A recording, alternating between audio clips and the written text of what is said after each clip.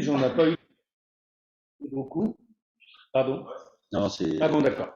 On n'a pas eu l'occasion de se voir beaucoup. Pour autant, le travail de partenariat avec le pôle d'intelligence logistique a été maintenu et nous avons pu travailler ensemble, comme en témoigne d'ailleurs l'excellente édition de la Biennale logistique qui a eu lieu en mars dernier. Alors,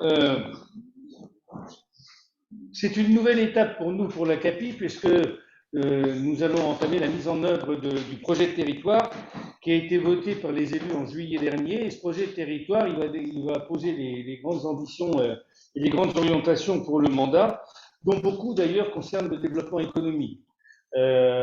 Donner trois exemples. D'abord, renforcer la cohérence et les équilibres du territoire, répondre aux enjeux environnementaux et puis créer un territoire de lien et d'envie.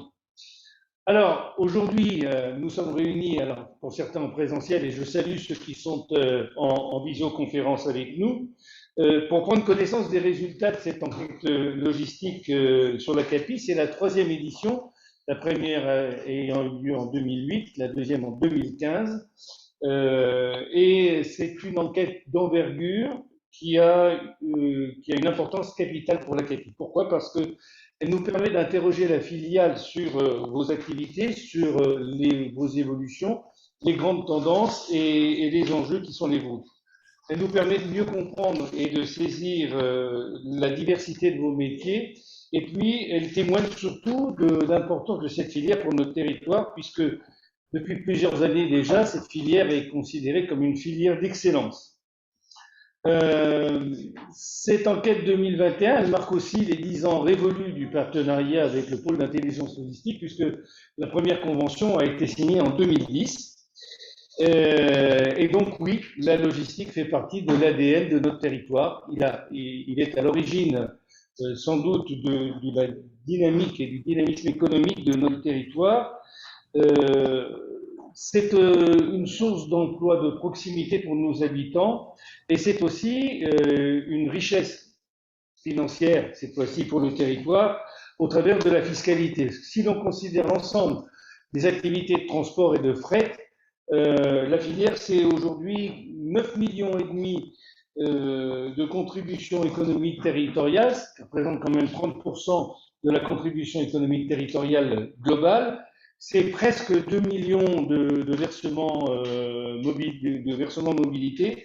Et puis, si l'on considère l'ensemble des entreprises qui sont présentes sur la zone de Chêne, c'est 21 millions de taxes sur le foncier bâti qui sont reversées aux communes et à la CAPI. C'est vous dire que nous y sommes très sensibles.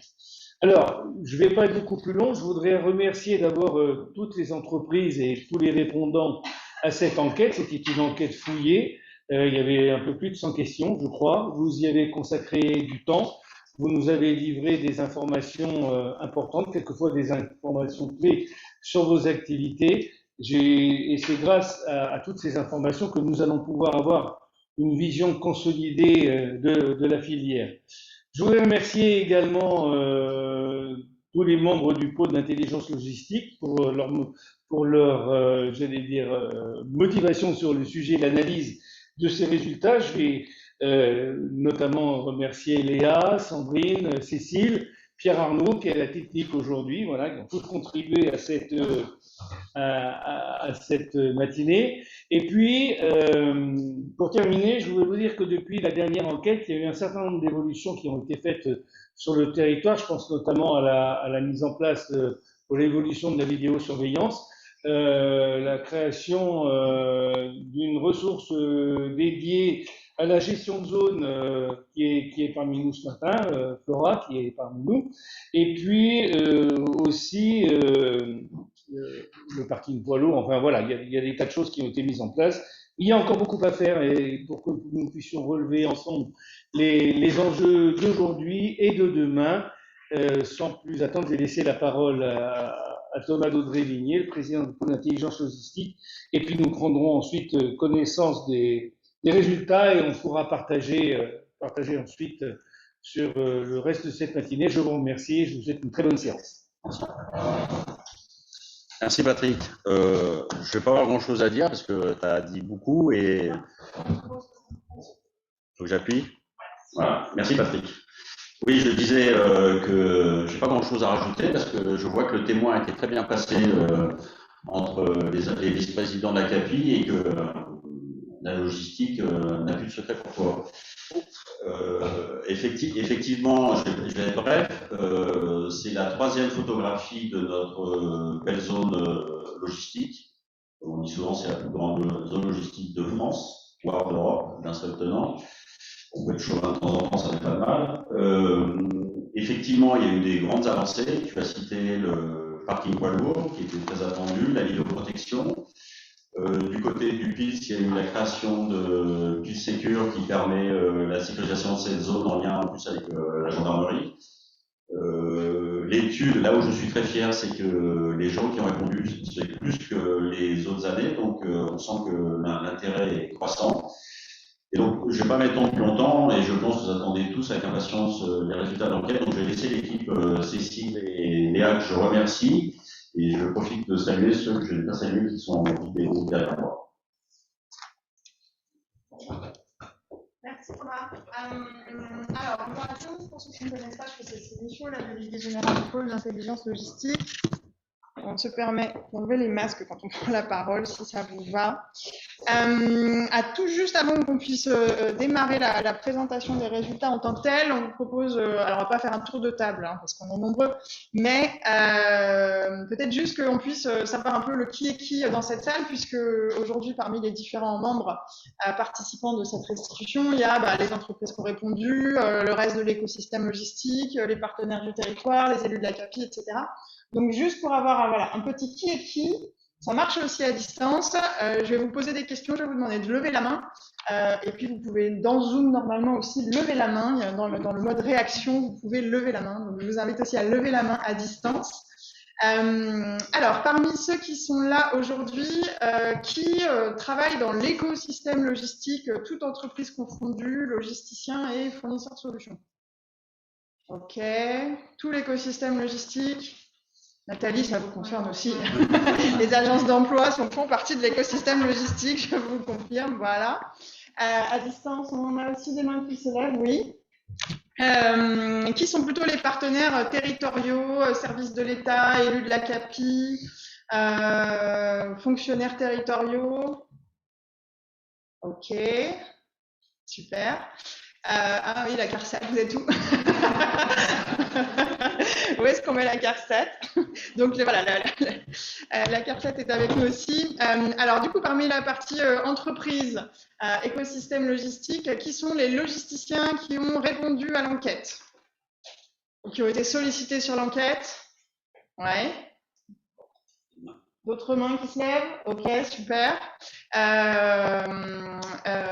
Qu'est-ce que je voulais demander d'autre? Qu'est-ce qui nous manque? On est pas mal là déjà? Ok, ça marche. Voilà, en tout cas, une bonne diversité effectivement de profils ce matin, donc ça permet de se rendre un petit peu compte là-dessus. Du coup, je vais passer la parole à celle dont il faut saluer la très très grande mobilisation. On a fait le compte hier avec l'équipe. On est arrivé à près de 75 jours de travail cumulé dans l'équipe sur l'enquête logistique depuis 1 an. Donc voilà, sur les 75 jours, c'est quand même quasiment plus de 50 jours de Léa, donc je vous dis 75 jours de l'équipe, mais c'est quand même aux 3/4 Léa qui a passé beaucoup de temps dessus.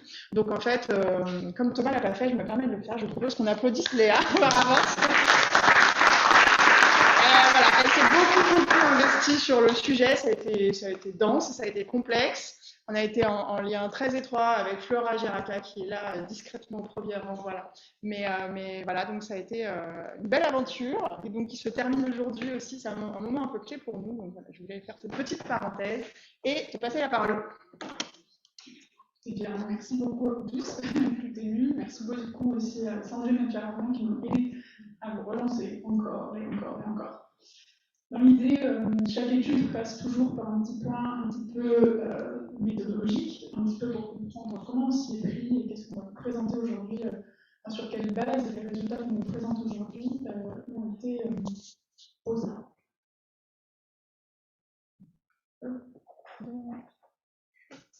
Excusez-moi. Est-ce que vous nous ferez parvenir du bruit Oui, alors du coup, d'un point de vue un petit peu logistique, on vous prévient que la visioconférence est enregistrée. On vous fera parvenir les supports et puis vous avez surtout le livrable qu'on vous distribuera à 11h, juste avant la prise de parole d'échange et de discussion. Donc pour revenir un petit peu sur la méthodologie, le contexte, mandaté par ACAPI, comme vous le comprenez, un renouvellement de ces études, puisque la première date en fait de 2008, ça a été renouvelé en 2015, pardon, on essaie de la remettre tous les 5 ans pour prendre un petit peu la température et l'évolution du secteur. L'échantillon, on en est toujours à 132 établissements. Le secteur de la logistique, il y a des années venues, mais le chiffre se stabilise. 132 établissements, on a décidé de trier aussi parce que c'était pertinent de mettre une valeur limite. On voulait s'intéresser qu'aux entreprises qui avaient au minimum une surface d'entreposage de 1000 m². En dessous, ça ne nous paraissait pas pertinent d'inclure ces entreprises-là dans ce qu'on va appeler la logistique comme famille de métiers.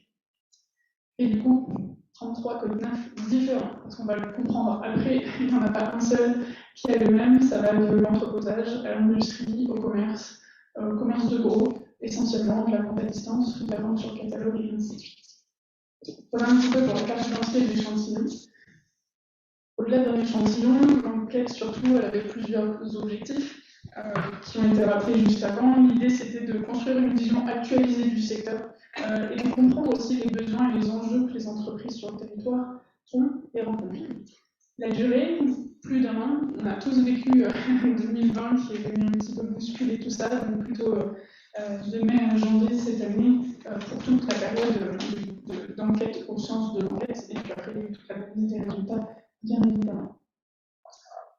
Comment on s'y applique? Un questionnaire, 100 questions, plus de 6 thèmes abordés. On est allé creuser un petit peu toutes les données que vous maîtrisez, utilisez au quotidien, le bâtiment, vos flux, vos activités, les personnes qui travaillent chez vous. On est vraiment venu un petit peu creuser qui vous étiez, qu'est-ce qui vous composait.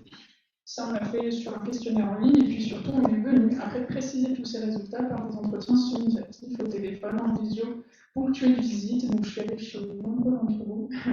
Et ça m'a permis de mieux me connaître aussi pour réactualiser tout ça. L'occasion de remercier chaque directeur de site, chaque responsable RH, chaque responsable QSE qui nous a accordé du temps et consolidé les statistiques pour vous fournir des résultats précis. Oui. Apparemment, il y a beaucoup de grésillements. Ouais, je comprends. Donc, je sais pas si il est plus loin du micro. Parce que là, on m'entend quand même si je suis plus loin.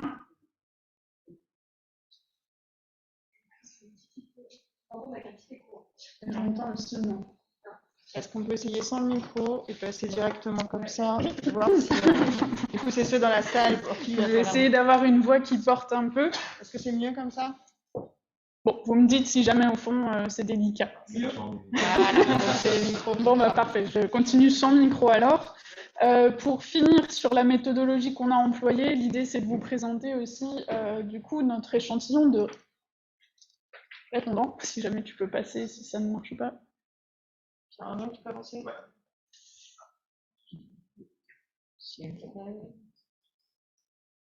Attends, je l'ai. Je sais pas si c'est toi ou moi.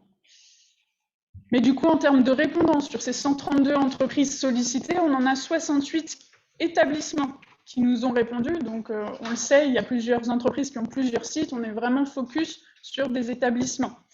C'est un taux de retour de 51%, on est content. L'objectif est atteint et pour une enquête de cette envergure, on est vraiment satisfait et on vous remercie encore une fois. En termes de représentativité, on a presque été surpris, on en est à 100%. Pourquoi? Le tableau le précise un petit peu, sur les 132, on a plus de la moitié de répondants. Et par corps de métier, on a plus de la moitié de répondants aussi à chaque fois.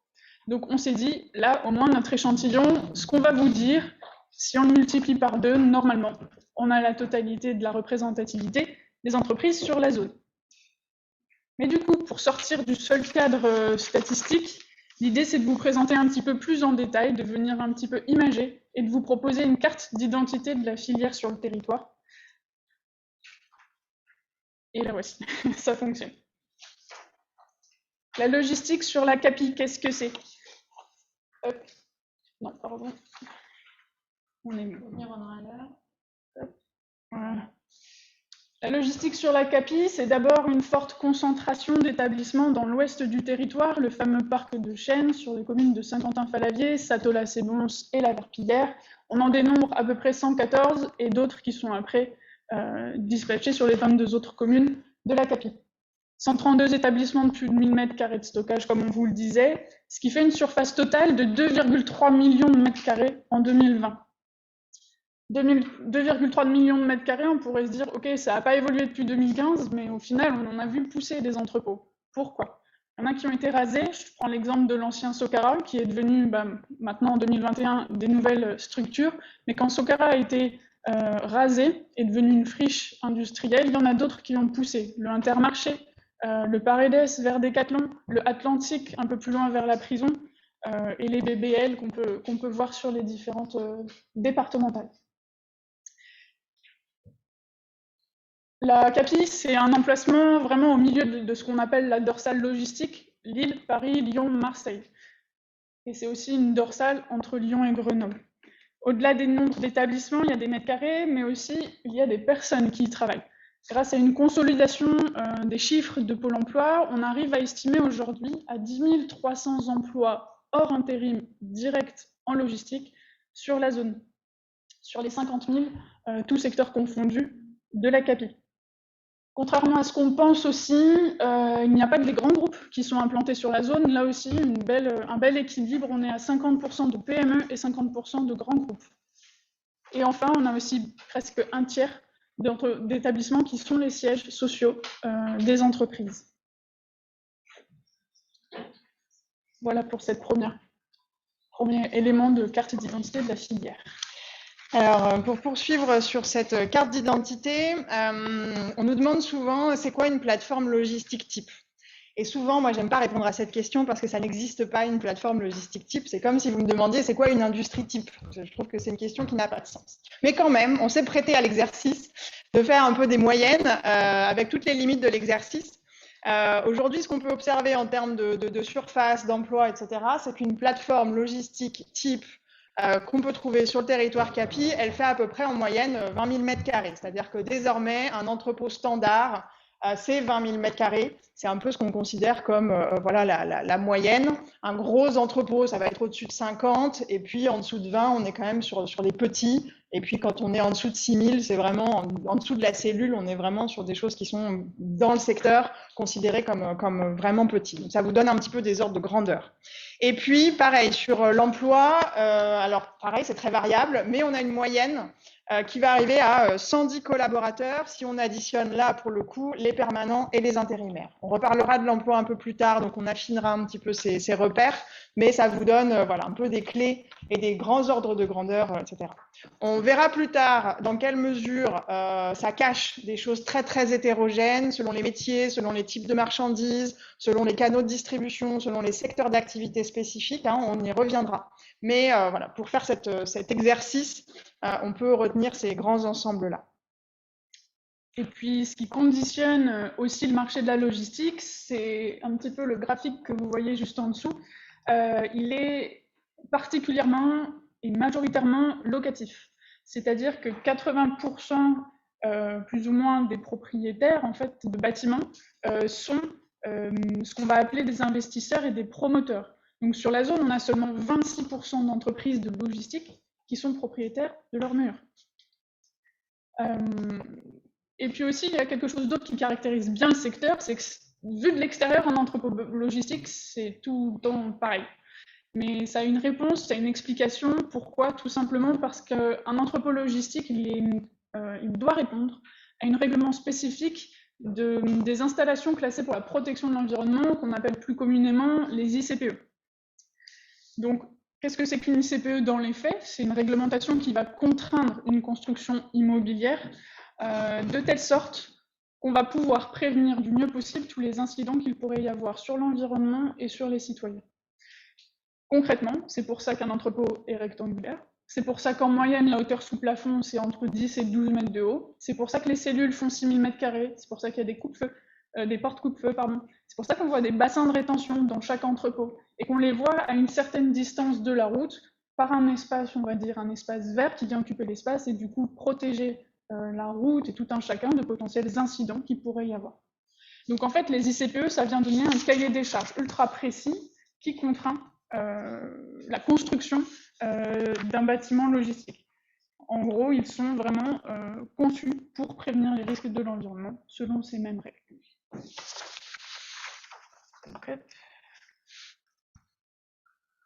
Alors, on va zoomer un petit peu sur les questions d'emploi pour continuer cette carte d'identité de la filière. Alors, ce qu'on observe, c'est que ce qu'on confirme en fait, parce que ça c'est des choses qui sont toujours stables par rapport à ce qu'on avait pu se dire en 2015 et sur la restitution qu'on avait fait ici même en mai 2016, c'est la diversité en fait des âges, dans la pyramide des âges. Hein, vous voyez qu'on est quand même sur une répartition à la grosse masse de 4 quarts entre tous les âges, moins de 30 ans et jusqu'à plus de 50 ans. Sur le deuxième graphique, vous avez justement l'intervention de l'intérim. Alors, on ne voit pas très bien la différence des deux roses, hein, mais je vous la précise. L'intérim, c'est les 17%. Donc, c'est-à-dire que vous avez 3 quarts des emplois, 74% qui sont en CDI, temps plein. Il y a très peu de temps partiel en logistique. Hein. Ça, c'est souvent on nous dit oui, mais on pourrait imaginer comme sur d'autres métiers, l'aide à la personne ou les chauffeurs de bus scolaires, combiner des emplois, etc. En logistique, on est majoritairement sur du CDI temps plein, sur des horaires atypiques, mais sur du CDI temps plein. Donc ça, c'est quelque chose qui est très structurant et avec une part importante, donc 17% d'emplois intérimaires.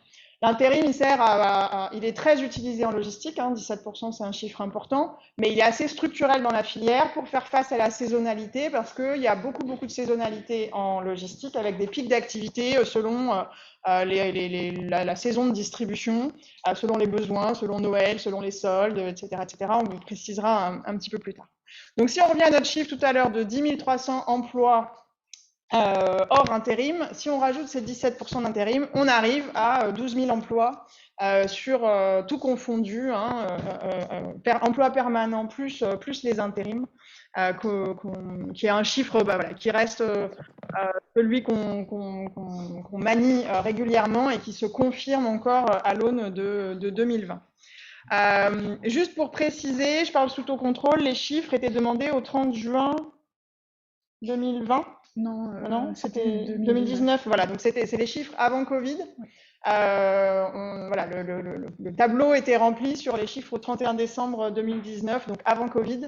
On en reparlera aussi. Le Covid a un peu bouleversé les structures d'emploi, mais la demande redevient très forte et les besoins de recrutement sont de nouveau très forts. On en parle tout à l'heure. Un autre chiffre qui est très intéressant, c'est la répartition homme-femme. Et là, pour le coup, il y a une grosse évolution par rapport à 2015. 2015, on était sur 30% de femmes. Et 2020, on est sur 40% de femmes. Donc là aussi, ça parle de l'évolution du secteur, de l'évolution des métiers, de l'évolution des ports de charge, etc. Et on a vraiment cette mixité qui progresse. Et donc, on espère les idées reçues qui pourraient bouger aussi un petit peu sur le sujet. Aujourd'hui, on a donc 40% de femmes sur les emplois logistiques sur la CAPI. Et avec un bassin d'emploi qui est expérimenté, hein, parce que la logistique est installée ici sur le territoire depuis longtemps, donc on a une ancienneté qui est assez élevée, et donc un bassin d'emploi qui est très expérimenté sur la logistique, hein, dans les familles, il y a beaucoup de gens qui travaillent dans les entrepôts, etc. Donc il y a une plus-value aussi de la qualité du bassin d'emploi. Alors certes, qui n'est plus suffisant pour couvrir les besoins, mais un bassin plus expérimenté que dans d'autres zones. Voilà sur la carte d'identité un petit peu type d'activité emploi. On va rentrer un petit peu plus dans le détail. On vous a parlé des grands chiffres clés, ce qui dessine du coup ce fameux panorama de la filière, cette carte d'identité. Maintenant, on vous propose d'aller zoomer de plus en plus. Là, on va vous parler des activités et des savoir-faire qui composent justement toutes les entreprises de la zone. La logistique, c'est une activité qu'on qualifie de transverse, qui est commune à tous les secteurs d'activité, que ce soit le côté industrie, que ce soit le côté commerce, distribution. Mais il y a une première distinction qui est importante à faire selon nous, qui n'apprendra rien peut-être à ceux qui le sont, qui travaillent, mais en gros, pour mieux comprendre le fonctionnement du secteur, il faut distinguer ce qu'on appelle les prestataires de logistique. Donc eux, ce sont vraiment les spécialistes, c'est leur cœur de métier. Ils vont gérer la marchandise pour le compte de leurs clients. Ce qui peut vous aider à retenir cette distinction, c'est que souvent dans leur nom d'entreprise, ils ont le mot logistique. Sur la zone, vous avez ID Logistique, FM Logistique, GXO, anciennement XPO Logistique, vous avez Rhenus Logistique, Charvin Logistique, et la liste est encore longue. Ceux-ci, ce sont des prestataires de logistique. On les oppose, entre guillemets, en termes de nom, à ce qu'on va appeler les chargeurs. Les chargeurs, ce sont ceux qui vont traiter leurs propres marchandises. Et les chargeurs, comme on le dit depuis tout à l'heure, ils peuvent être industriels ou commerçants. Là, c'est les noms de distributeurs que vous pouvez connaître et auxquels vous faites appel. C'est les Decathlon, c'est les Ikea, les Galeries Lafayette, les Stacks Saint-Gobain, les Épis-Saveurs. Voilà, ça, ce sont les chargeurs qui sont implantés sur la zone. Ce qui est important de noter là, avec le graphique qui vous est présenté, c'est justement l'illustration que les structures, les organisations internes des prestataires et des chargeurs ne sont pas les mêmes. On remarque, donc en rose, vous avez le nombre d'établissements, en bleu, enfin c'est violet normalement la superficie, et en plus clair, vous avez les effectifs. Les répartitions, elles sont divisées par les prestataires, pour les chargeurs, pour les industriels. Ce qui est intéressant de regarder, c'est que le rapport s'inverse, c'est-à-dire que ce sont les prestataires qui vont avoir ce qu'on peut appeler la majorité en termes de nombre d'établissements implantés sur la zone et de superficie en mètres carrés d'entrepôts. Et puis ce sont les chargeurs, par contre, qui ont le plus grand nombre d'emplois. Ce que nous, on essaye de comprendre, et l'analyse qu'on porte à ça, c'est que les prestataires logistiques, c'est plutôt des entreprises qui vont aussi faire de l'entreposage et du stockage de masse pour le compte de leurs clients. Pour les chargeurs, la logistique, elle est peut-être plus petite, et c'est surtout qu'en termes d'emploi, on a aussi beaucoup de fonctions support qui aident à fonctionner pour l'exploitation, qui sont implantées sur la zone. Tout à l'heure, Cécile, elle vous a présenté justement ce qu'était qu'une plateforme type, entre guillemets. C'est qu'une illustration, une moyenne statistique. Et ce histogramme, justement, il montre un petit peu l'inverse. Le rapport surface-mètre carré avec l'emploi n'est pas un équilibre parfait. On peut avoir beaucoup de surface et peu d'emploi, ou l'inverse, très peu de surface avec beaucoup de personnes qui travaillent sur place. Si par exemple on a des activités peut-être postées avec beaucoup de détails, de minutie, et qui n'a pas besoin de prendre plein de place dans un entrepôt. Et en fait, c'est là qu'on se rend compte que le rapport nombre d'emplois au mètre carré en logistique, il ne veut rien dire, il ne fait pas sens pour les professionnels. Parce que c'est justement des organisations qui varient, comme l'a dit Cécile, en fonction de l'activité, de la typologie de marchandises, des canaux de distribution, si je l'envoie en ligne, si je l'envoie à mes magasins, et ainsi de suite. Est-ce que vous, pour ce moment-là, c'est plutôt clair ou pas? Voilà. Et du coup, en fait, c'est moi qui continue.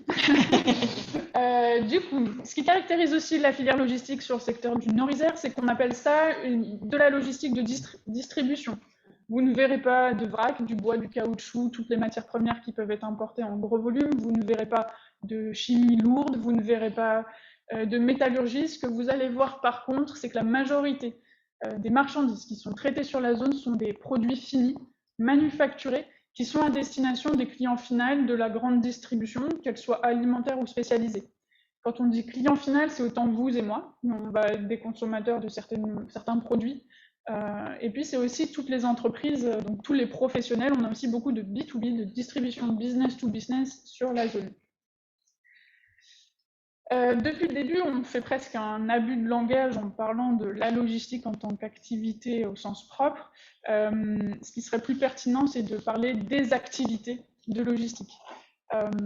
Je m'explique.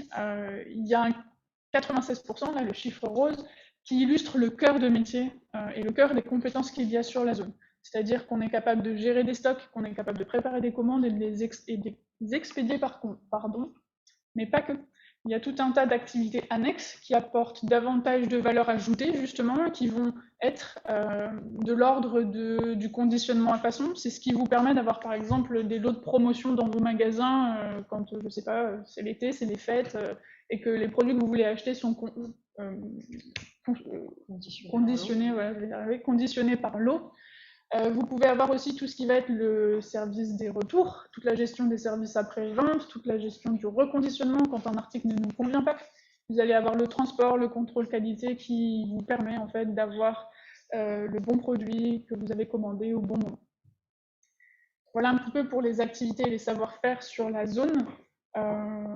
Et après, vous avez la petite illustration des différents secteurs d'activité avec en numéro 1 l'alimentaire et après toute la distribution spécialisée pour le loisir, l'équipement de la personne et ainsi de suite. Voilà.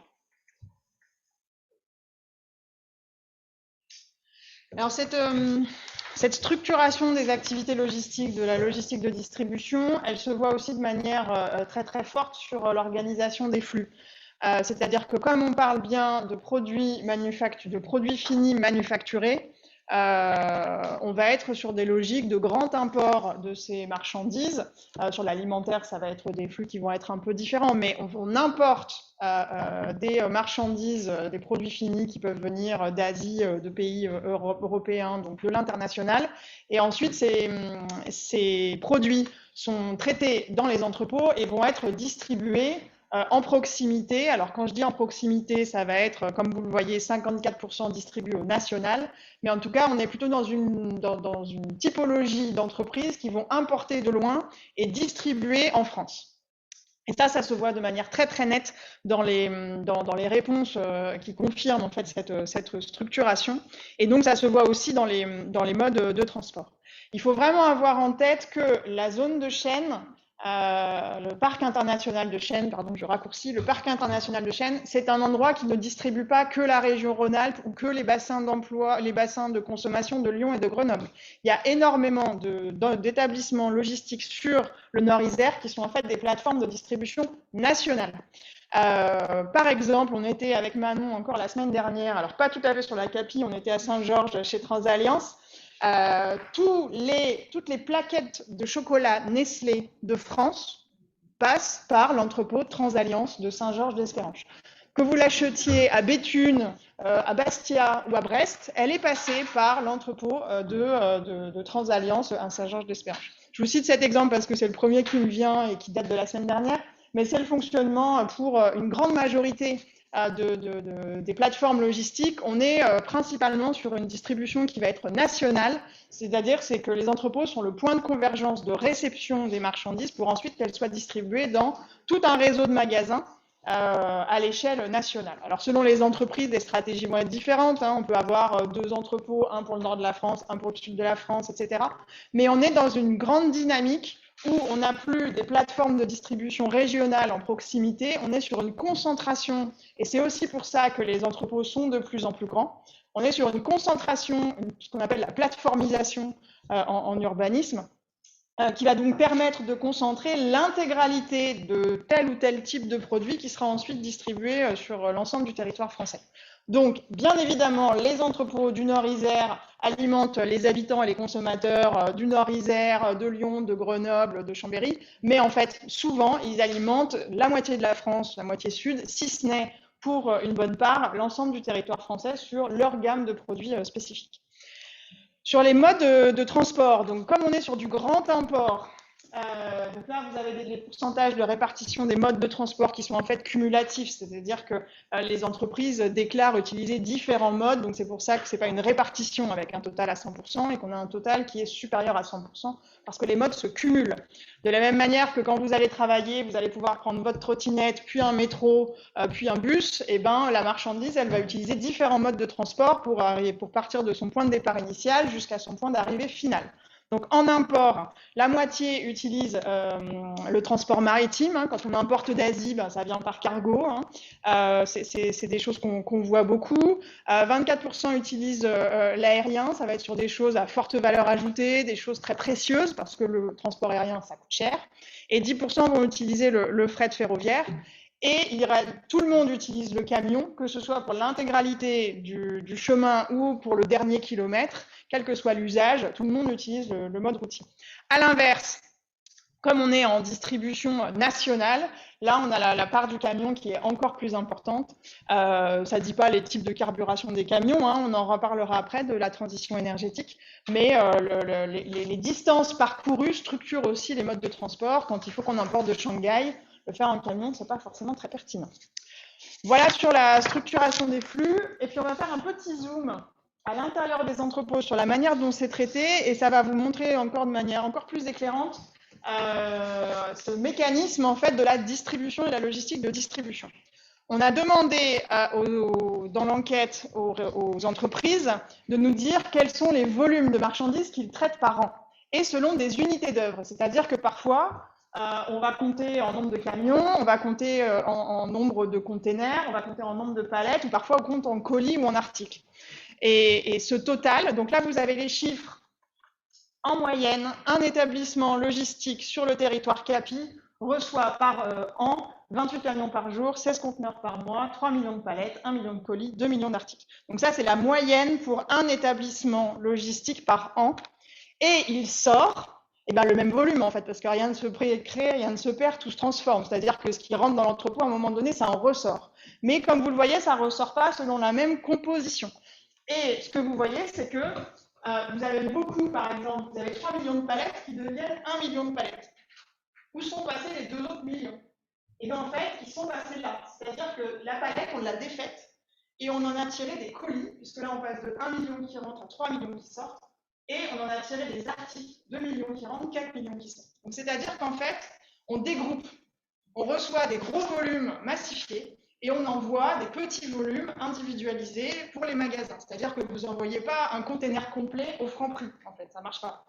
Vous recevez un container complet que vous videz, que vous séparez, que vous triez, et que vous ensuite vous envoyez selon les différents besoins de moindre quantité dans votre réseau de distribution aval. Donc de l'amont, on reçoit des choses massifiées et on envoie vers l'aval des choses qui sont plus individualisées. Donc ce schéma-là, au début on s'est dit mais où passent toutes ces palettes et où passent tous ces camions, qu'est-ce qui se passe? Et bien en fait c'est l'explication du métier de la logistique de distribution. On reçoit des gros volumes massifiés et on expédie des plus petits volumes de manière un peu plus atomisée. Bien évidemment, l'exemple ultra qui illustre ça, c'est le e-commerce. C'est-à-dire que vous recevez un container de chaussures et puis vous envoyez quelques centaines de colis individuels de chaussures pour les envoyer à Madame Z, Madame Y et Madame X qui ont commandé chacune une paire. Donc on dégroupe, on défait les volumes et donc on génère les flux qui sont conséquents à ça derrière. Voilà sur les flux. On zoome de plus en plus et on est dans les temps.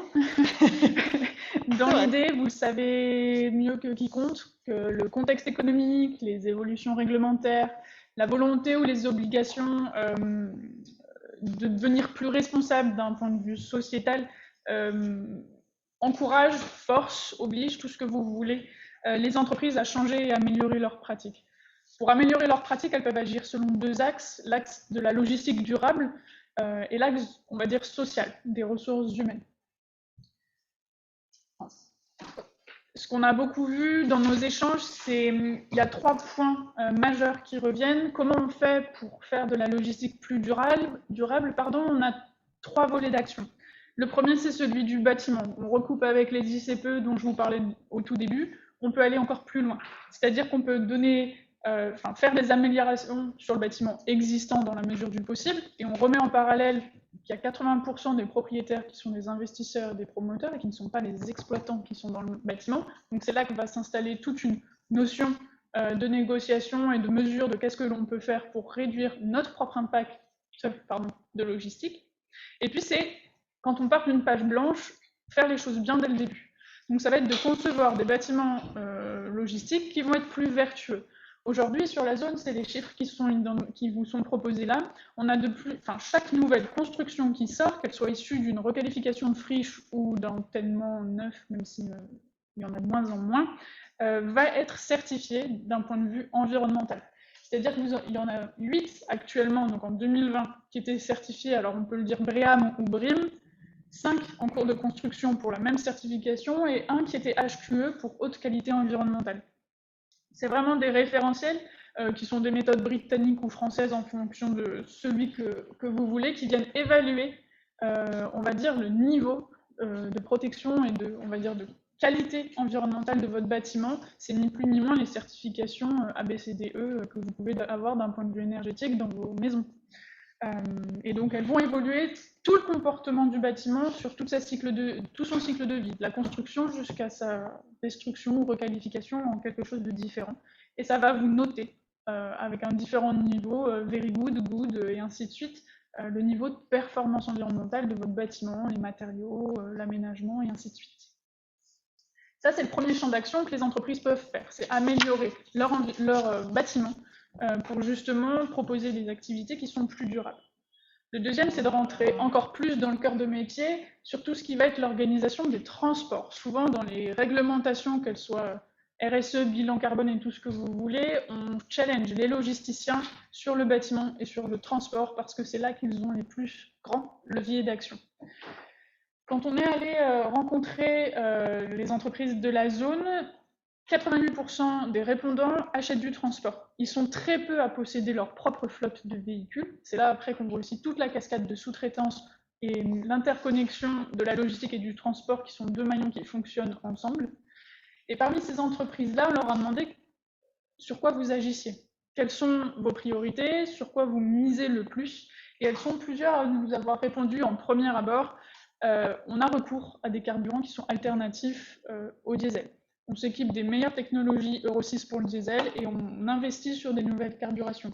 On va aussi s'engager dans des programmes, donc les programmes EV de l'ADEME, qui vont en fait venir structurer toute l'organisation interne, que vous soyez transporteur, que vous soyez donneur d'ordre ou que vous soyez transitaire, ceux qui vont organiser le transport pour le compte d'autrui. Et puis ensuite, on continue par différentes actions. Ça va être de se réorganiser en interne, donc soit en choisissant d'autres modalités de transport, le fleuve, le rail, ou des carburations alternatives pour la route. Ça va être d'optimiser son chargement, le moins de vide possible. On va réfléchir aux emballages, on va réfléchir à l'espace, à charger des camions avec 2 niveaux. De réfléchir aussi à son plan de transport, est-ce qu'il n'y a pas des tournées qui peuvent être encore plus optimisées?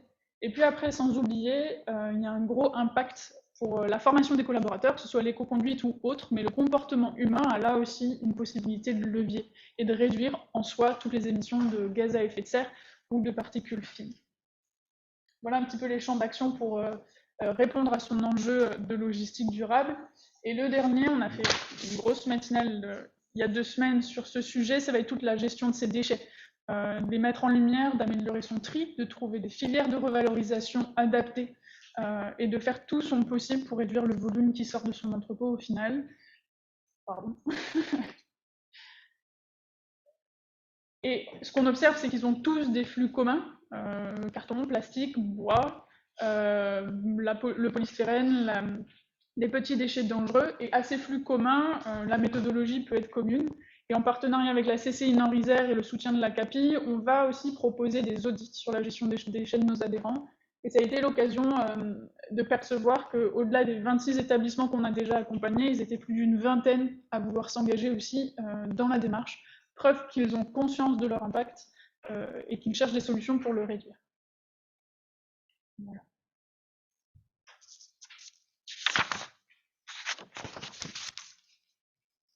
Merci. Donc après l'enjeu logistique durable, environnemental, on va venir effectivement sur ce que nous on appelle notre champ de l'humain dans l'entrepôt, sur les questions emploi, RH, mobilité. Alors un autre chiffre qui a énormément bougé depuis la précédente édition, c'est les difficultés de recrutement, et malheureusement, autant on peut se réjouir de l'évolution du chiffre sur la féminisation, autant l'évolution du chiffre sur les difficultés de recrutement, elle n'est pas forcément dans le bon sens. En 2015, on avait 60% des recruteurs qui déclaraient des difficultés de recrutement, et en 2020, on est à 80%. Donc voilà, ça ne s'est pas arrangé, et je répète, là pareil, on était avant Covid. Je pense que si on repose la question maintenant, je pense qu'on est bien à 95%, on est bien là. Donc ça ne s'est pas arrangé. Ça s'est encore plus tendu. On a effectivement demandé à l'instant T, donc sur les répondants, quelles étaient leurs offres d'emploi à date. Donc c'est sur les répondants, donc c'est pas sur toute la zone. À date, sur les répondants qui représentaient à peu près la moitié de l'échantillon, hein, vous vous en souvenez, on avait 350 offres disponibles sur des postes pérennes, hein, donc sur du CDI, pas sur de l'intérim, des postes qui étaient ouverts et qui étaient en attente de trouver le bon candidat.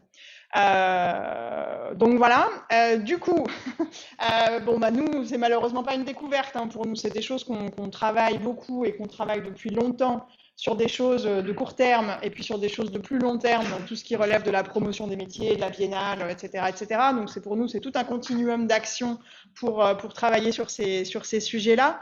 Mais ce qui est intéressant à voir là-dessus, notamment par rapport à ce que nous, on avait pu travailler depuis la dernière fois, c'est une sensibilité du coup accrue des recruteurs qui sentent bien qu'ils ne sont plus en position de force, entre guillemets, pour recruter, et qui du coup se questionnent et se remettent en question sur qu'est-ce que je peux faire pour être plus attractif que mes confrères qui eux aussi recrutent.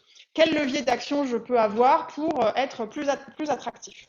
Donc l'attractivité, c'est un petit peu renversé, parce qu'aujourd'hui, si vous êtes intérimaire en logistique, vous allez où vous voulez, vous pouvez choisir les conditions les plus avantageuses, et c'est bien évidemment ce qui se passe, sachant que les intérimaires, ça parle. C'est-à-dire que comme il y a beaucoup de mobilité et beaucoup de volatilité de cette population-là, si ça se passe mal chez quelqu'un, ça restera pas secret longtemps, et donc si ça se passe mal chez quelqu'un, il va confirmer, malheureusement, renforcer les difficultés de recrutement, puisque sa réputation sera mauvaise. Donc c'est tout l'enjeu de la marque employeur, c'est tout l'enjeu de la qualité de vie au travail, qui sont des choses que nous on travaille beaucoup avec nos adhérents, et donc cette tension sur le marché de l'emploi amène aussi les recruteurs à faire bouger un petit peu les lignes, alors sur des sujets qui sont à leur main, parce que le directeur d'établissement, il n'a pas forcément la main sur tout, sur ces leviers de recrutement et d'attractivité. Donc nous, on travaille beaucoup les sujets du management, de proximité, de la qualité des conditions d'emploi, la question des conditions de travail, de la pénibilité, avec tout ce qu'on peut faire avec la CARSAT et qu'on continue encore aujourd'hui. Donc ça, c'est des choses qu'on travaille beaucoup, et il n'y a pas de miracle. Les gens qui ont beaucoup investi ces sujets-là et qui ont une bonne qualité de vie au travail ont bien évidemment beaucoup moins de difficultés de recrutement que d'autres qui sont moins avancés sur ce sujet. Pour autant, un des leviers principaux qu'on n'avait pas travaillé jusqu'à maintenant, c'est le levier de la rémunération, quand bien même le directeur d'établissement a rarement la main sur les salaires et le taux horaire qu'il peut proposer dans ses recrutements. Et donc on lance, je fais la parenthèse, on lance la semaine prochaine au sein du pôle d'intelligence logistique une étude, un benchmark sur les rémunérations en logistique, qui nous permettra d'y voir un petit peu plus clair sur ce qui se pratique, et donc pour pouvoir donner à voir à chacun comment il se positionne par rapport à ses concurrents. C'est une enquête anonyme, confidentielle, cadrée, etc. On fait appel à un cabinet spécialisé pour ça, mais on va aller plus loin par rapport à ça. Du coup, sur les réponses qu'on peut avoir effectivement sur les questions d'emploi, de formation et de conditions de travail, j'ai déjà un peu mangé le sujet, mais on les a questionnés, voilà, sur quelles sont leurs pratiques. On observe un vrai développement des stages et de l'alternance, donc alors pas forcément sur les métiers de l'exploitation, sur les métiers préparateurs, manutentionnaires, caristes. C'est pas forcément ces leviers-là qui vont être mobilisés, même si nous on encourage aussi ce type de choses, mais sur les niveaux post-bac, en stage ou en alternance, on observe quand même une vraie progression de ces sujets-là, que ce soit sur des fonctions support, de qualité, de gestion des stocks, ou même d'encadrement de l'exploitation logistique. Ça, c'est des choses qui se développent. Sur l'amélioration des conditions de travail, donc il y a tout le travail légal, j'ai envie de dire, qui est mené dans le cadre des CSE, avec les préventeurs, avec la CARSAT, l'inspection et la médecine du travail, qui sont tous des partenaires du pôle et qui alimentent tous les pratiques logistiques qui sont menées dans les entrepôts. Je vous évoquais la question du management de proximité, donc en partenariat avec la CCI Formation, on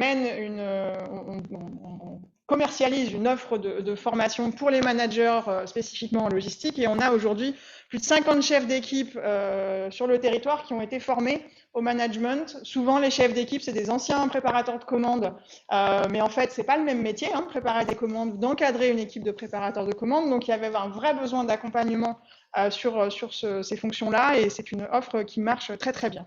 Et puis, plus de la moitié propose des services à leurs collaborateurs et cherche à développer cette attractivité et cette marque employeur pour faire face à cette forte tension sur le recrutement. Et justement, pour faire face à toute cette tension sur le recrutement, il y a aussi un autre levier que dont les entreprises se saisissent et mobilisent. Le parc international de Chênes, c'est une zone qui crée de l'emploi pour les capizérois, mais pas seulement. C'est-à-dire qu'il y a des mouvements aussi, aussi de manière similaire à la marchandise, on a des mouvements de personnes entre territoires. Et donc du coup, on le sait, on l'a identifié, vous nous le répétez souvent, la mobilité peut être une condition à l'emploi qu'il faut favoriser, venir développer. Tout au long de l'enquête, on s'est un petit peu questionné sur les transports collectifs, sur les modes doux, quelles étaient vos pratiques, comment vous fonctionnez avec vos équipes. Et ils sont quand même plus de 75 à connaître et à déclarer qu'au moins un de leurs collaborateurs utilise du transport en commun. Et le transport en commun qui ressort le plus sur la zone, c'est le Flexibus. Donc vous les avez peut-être déjà croisés, c'est le service proposé par la CAPI, un petit bus à la demande qui s'adapte justement aux horaires un petit peu atypiques de la logistique en commençant à 4 h du matin et avec une plage horaire, si je ne dis pas de bêtises, jusqu'à 23 h. Et puis, ce n'est pas que ces seules actions-là, les entreprises, elles se mobilisent en interne. Elles font des actions de promotion des modes doux, elles prévoient des places spécifiques, elles mettent en place le covoiturage. Enfin, ça s'organise de plus en plus dans les entreprises. Et quand on leur pose la question sur « êtes-vous prêt à aider financièrement plus que la loi », donc plus que la prise en charge de 50% de l'abonnement mensuel du transport en commun, ils sont quand même certains à se dire « c'est une piste à explorer ». De plus, la CAPI a plusieurs services. Il y en a 9 qui ont été accompagnés par Ruban Pro. Ruban Pro, c'est un programme clé en main que vous pouvez retrouver. Toutes les informations seront dans la plaquette, mais qui vous permet un petit peu justement de faire un diagnostic de où habitent mes collaborateurs, comment ils peuvent venir et qu'est-ce que moi, en tant qu'employeur, je peux faire pour les aider.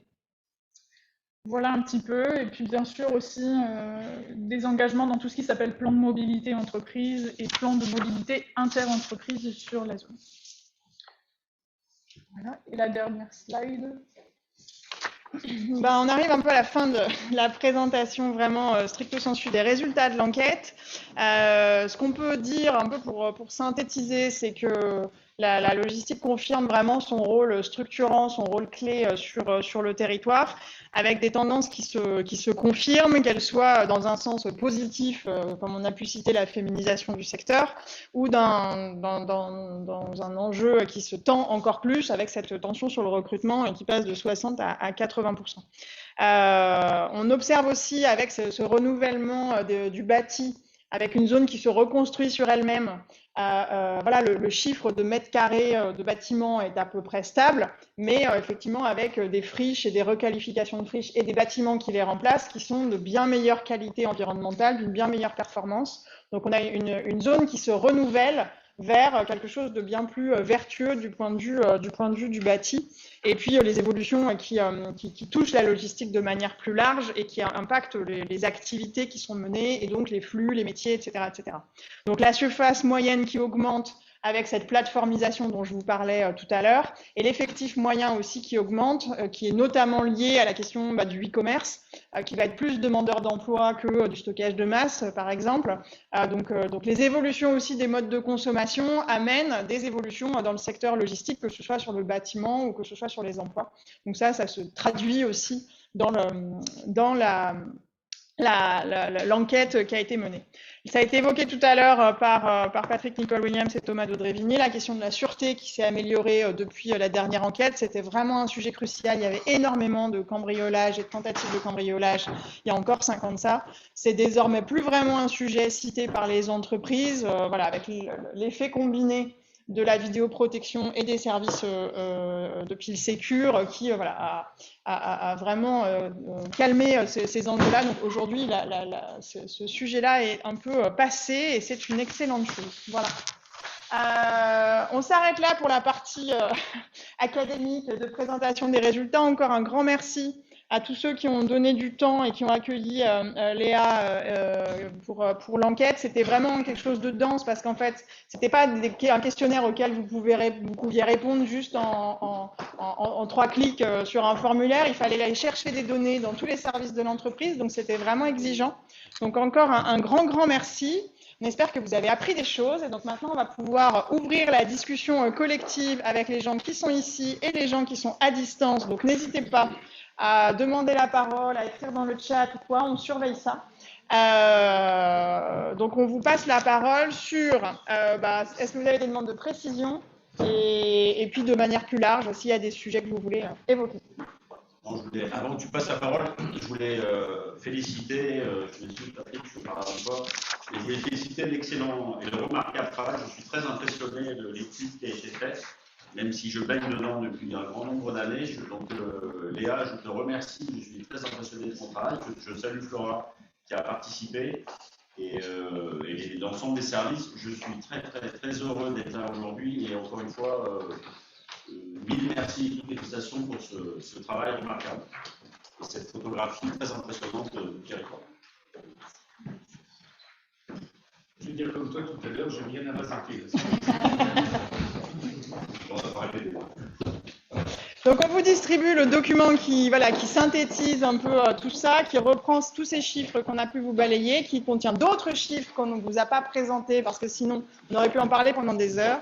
Donc voilà, la parole est à vous si vous avez des questions, des remarques, des suggestions.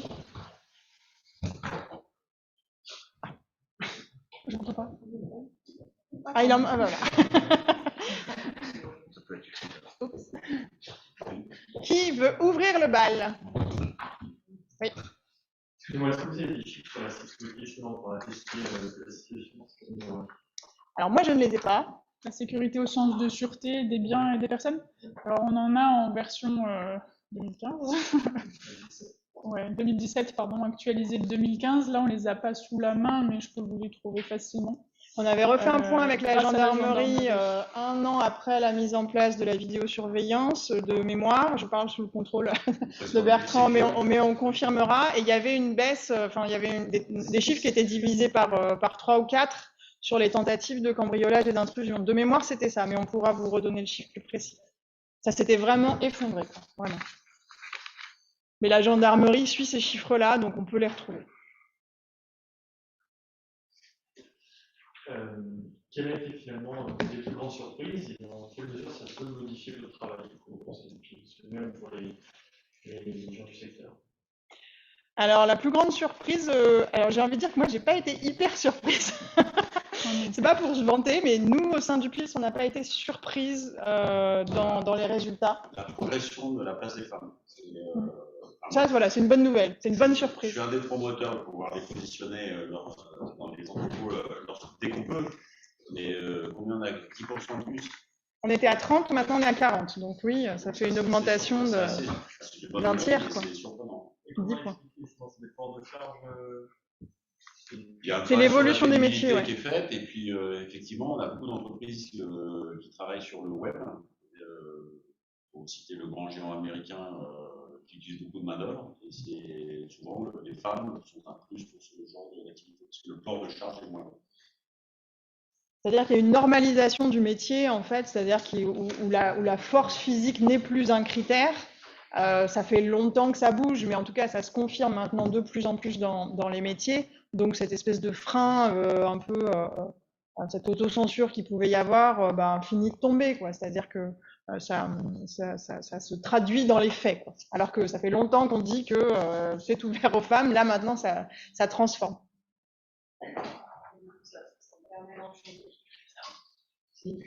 Ça me permet d'enchaîner sur tout ce qui est...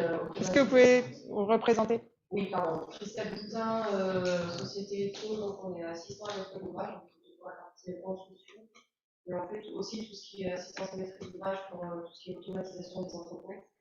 Et c'était des questions que j'avais posées, savoir quelle était la part finalement des entrepôts qui étaient automatisés. C'est peut-être aussi pour ça, pour les charges à porter, que la part n'est pas au moment. C'est vrai qu'on n'a pas refait de focus dessus, mais ça on l'a questionné. Donc c'est dans la plaquette sur les équipements type convoyeur, transstockeur, etc. Donc vous l'avez en page 10. Donc on a 90% des entrepôts qui sont équipés de racks classiques. Donc voilà les grandes étagères métalliques bleues et oranges là que tout le monde voit bien. Et on a désormais 27% des établissements qui sont équipés de convoyeurs mécanisés ou de trieuses. Donc on est sur la mécanisation.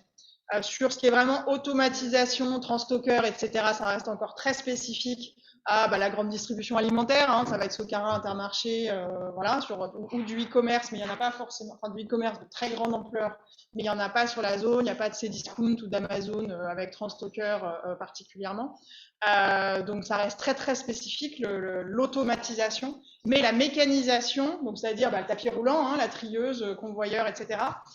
Ça, on est sur un tiers maintenant des établissements qui les ont, notamment poussés par effectivement la partie e-commerce et sur de la petite marchandise. C'est-à-dire qu'on ne met pas un convoyeur pour faire des canapés ou des frigos, on met un convoyeur pour mettre plutôt des petits objets, notamment dans le e-commerce. Vous avez une vue là, sur la même photo, sur la même page, en page 11, de la gare de triage automatisée chez Spartoo, qui est complètement représentative de ce qu'on peut avoir dans le secteur du e-commerce.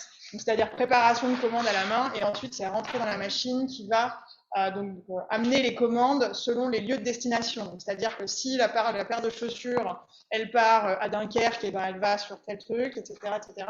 Donc on a une gare de triage pour les marchandises préparées selon leur lieu d'expédition, pour vous donner un exemple. On a juste une précision des chiffres sûreté du coup pour la première question, et après on prendra les questions qui sont en salle à distance. Oui, Bertrand Torres, le président d'OpenSecure, qui est l'association de l'utilisation des services de ronde et de gardiennage. Donc, depuis 2015, c'est moins 17% d'atteinte aux biens, moins 66% de vols avec violence, moins 56% de cambriolage de société et moins 85% de vols liés au PL. Et tout ça en coopération avec l'ACAPI pour la vidéosurveillance et les services de gendarmerie d'État. Merci. Merci. Il y a une question à vous, monsieur Edouard, si la parole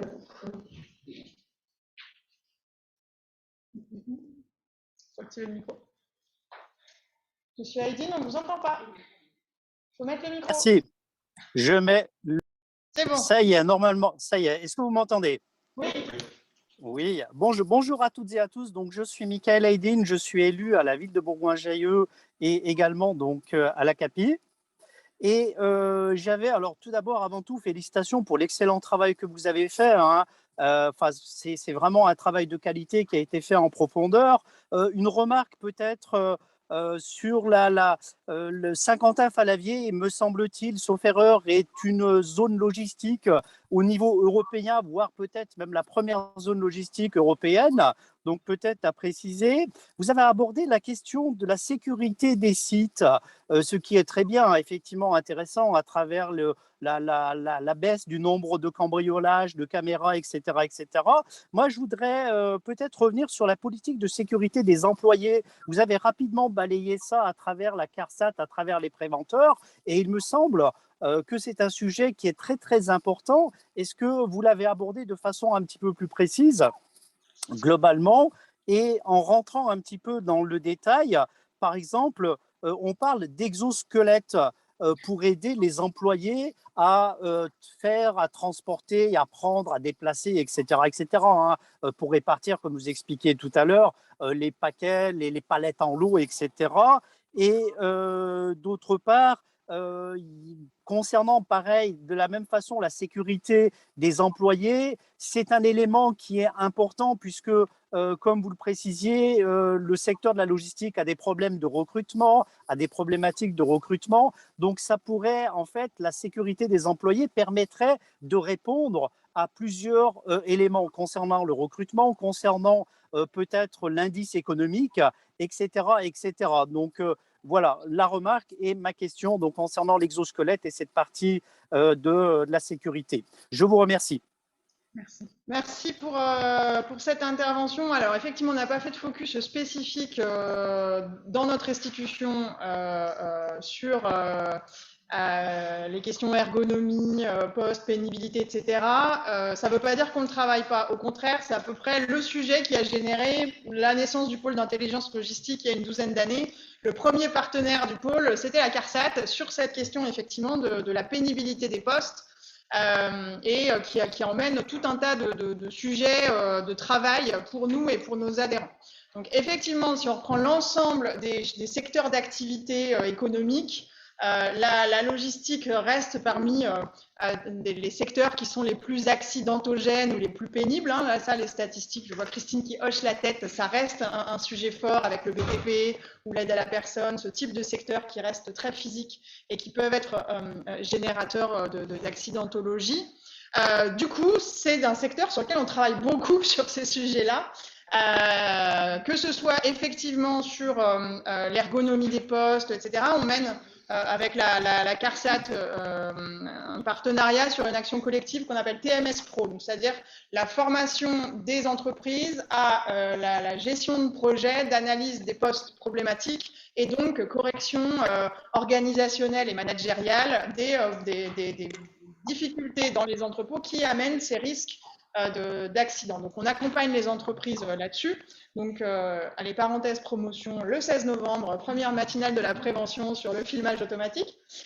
Sur la question des exosquelettes, Thomas va en parler parce qu'on a énormément d'entreprises qui font des expérimentations, qui font des tests sur ces questions-là. Après, les exosquelettes, ça a aussi ses limites parce que pour l'instant, moi j'ai l'impression que la technologie n'est pas encore complètement mature et ça ne concerne que certains besoins très spécifiques sur du port de charges lourdes, voilà, sur des manutentions particulières. Mais je laisserai Thomas compléter. Donc voilà, c'est vrai qu'on n'a pas spécifié le sujet là-dessus.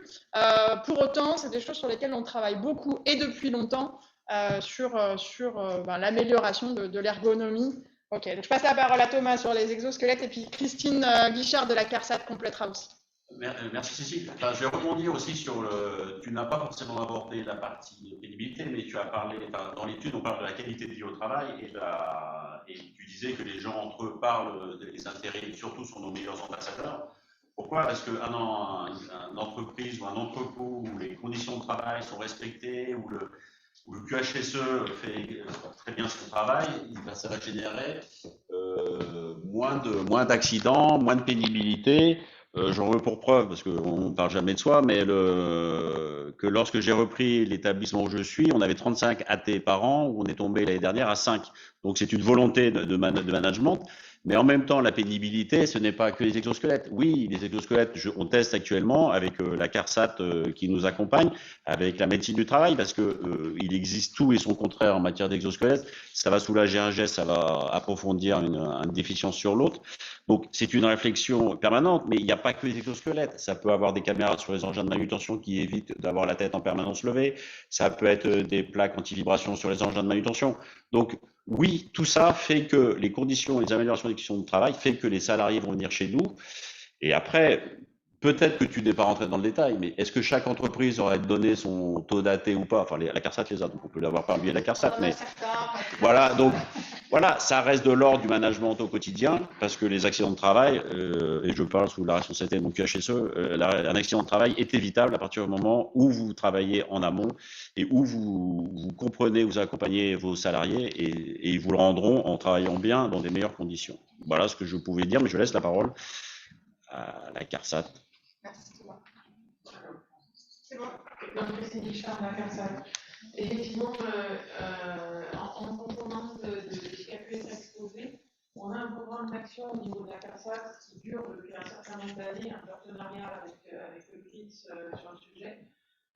On constate de très belles évolutions dans la profession. Par exemple, il y a une vingtaine d'années, quand on a commencé à travailler ensemble, les entrepôts où il y avait un préventeur étaient plutôt à la marge. Maintenant, en fait, sur les évaluations qu'on a fait sur le programme en cours, on a 70% des entrepôts qui ont un préventeur sur site. Bon, ceci dit, celui-ci, et ça veut dire qu'il en reste encore 30% où il n'y en a pas. Donc il y a encore de la marge de progrès et éventuellement le préventeur il est peut-être un petit peu seul par rapport à énormément de tâches qui sont à réaliser. Mais pour autant, une très très belle évolution de la profession d'AVA. Moi, je suis en train de faire une exploitation de toutes nos évaluations initiales sur notre programme régional où on a pris les sites les plus sinistrés de la région et on se rend compte que c'est souvent ceux où il y a les plus forts taux d'intérimaire, parce qu'en fait, là, j'ai entendu tout à l'heure à peu près une moyenne de 17% sur la région, et on tombe plutôt aux alentours des 30% sur les sites les plus sinistrés. Donc, l'accueil des nouveaux, la formation de l'encadrement de proximité, vraiment des des créneaux importants. Après, il y a de l'équipement aussi, des filmeuses mécaniques, des transpales au PV, c'est du BABA de la profession qui sont nécessaires et qu'on voit de plus en plus se déployer. Les exosquelettes, pour tout dire, dans tous les entrepôts qu'on a suivis, beaucoup essayent, peu concrétisent après derrière, parce qu'en fait, les paramètres d'utilisation sont tellement individuels, ne serait-ce qu'une chose, vous avez un exosquelette, si vous avez un grand bonhomme de 2 mètres 1, enfin peut-être pas 2 mètres 1, c'est pratique pour charger. Par rapport à une petite préparatrice de commande qui fait son mètre 50, on ne va pas avoir le même exosquelette et donc ça ne sera absolument pas appliqué. Et on a souvent des effets délétères qui apparaissent sur d'autres parties du corps. Ceci dit, donc on a des actions communes et qui vont faire perdurer parce qu'effectivement la profession, c'est grossièrement plus du double des accidents de la moyenne au niveau national et plus du tout quand on est dans un entrepôt frigorifique. Mais bon, de belles perspectives et entre autres dans une action qu'on déploie actuellement avec le titre sur la prévention des TMS qui est la destination principale de la profession. Qui remporte un certain succès et typiquement de 16 mois sur une première journée d'échange de pratiques. Juste rappeler ce que c'est que les TMS. Les TMS, c'est des troubles musculo-squelettiques, donc majoritairement les tendinites dans tout genre. Alors, les plus importantes étant les épaules. Une fois qu'on a une épaule en vrac, c'est difficile de récupérer, c'est des gens qui éventuellement ne sont plus employables. Et l'autre TMS, la plus connue et tout, mais qui là se manifeste le plus par des accidents, c'est les lombalgies qu'on peut avoir avec ce genre de champ. Merci. Merci. Madame Kopperschmidt. Karine Kopperschmidt. Oui, bien devant le micro. Karine Kopperschmidt, je suis élue. Voilà. Élue à Villefontaine avec Capri. Donc j'avais une question. Est-ce qu'on a aujourd'hui un chiffre sur le mètre carré, enfin, le volume disponible en termes de terrain, sur notre territoire?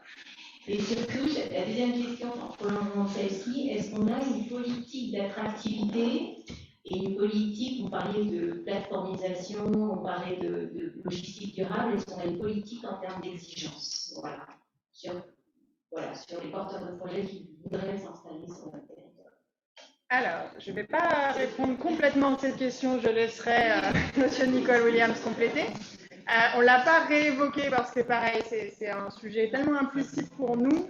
En termes de mètres carrés, alors en termes de mètres carrés déjà bâtis, en termes de bâtiments disponibles, et ce qu'on appelle le taux de vacances, donc c'est-à-dire des bâtiments, si quelqu'un voulait s'implanter demain dans un nouveau bâtiment, etc. Le taux de vacances, il est entre 3 et 4% de mémoire, ou 2%, voilà. Il est plus bas? Bon, maintenant on est à 2, voilà. Je les ai restés sur 4, je pense qu'on a plongé à 2, bref. Il n'y a plus de bâtiments disponibles sur la zone aujourd'hui. Donc voilà, les constructions, les dernières constructions en cours sont en train d'être commercialisées, etc. Et des bâtiments existants disponibles, il n'y en a pas. Mais à chaque fois que nous, on organisait la Biennale de la logistique, alors hors Covid, et qu'il nous faut un bâtiment, à chaque fois c'est la guerre pour avoir une cellule pendant 3 semaines. Donc on se faufile dans les coins, mais c'est quand même compliqué de trouver des bâtiments. Il n'y a pas de bâtiments disponibles. En termes de foncier disponible qui serait éventuellement constructible, il n'y a pas grand-chose non plus, et je m'arrête là et je passe la parole à M. Nicole Williams pour compléter. Moi, je ne vais pas pouvoir faire le joker là-dessus, mais je suis obligé de répondre. Non, alors effectivement, c'est une des problématiques à venir sur le territoire, c'est la disponibilité foncière qui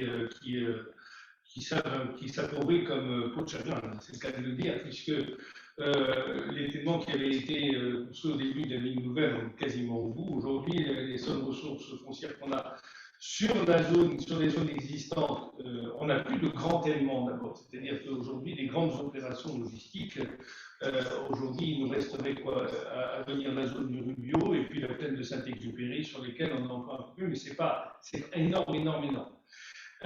Et ce sont des opérations qui vont être compliquées à sortir avec les évolutions et les exigences gouvernementales aujourd'hui. Je parle pense notamment à la loi climat et résilience, je pense à la zéro artificialisation nette.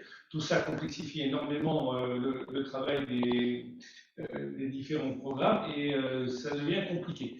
Donc effectivement, on est plus aujourd'hui sur de la restructuration d'anciens bâtiments, sur les friches, on n'en a plus beaucoup. Cécile a fait allusion au début de son propos sur l'ex-friche Tokara, etc.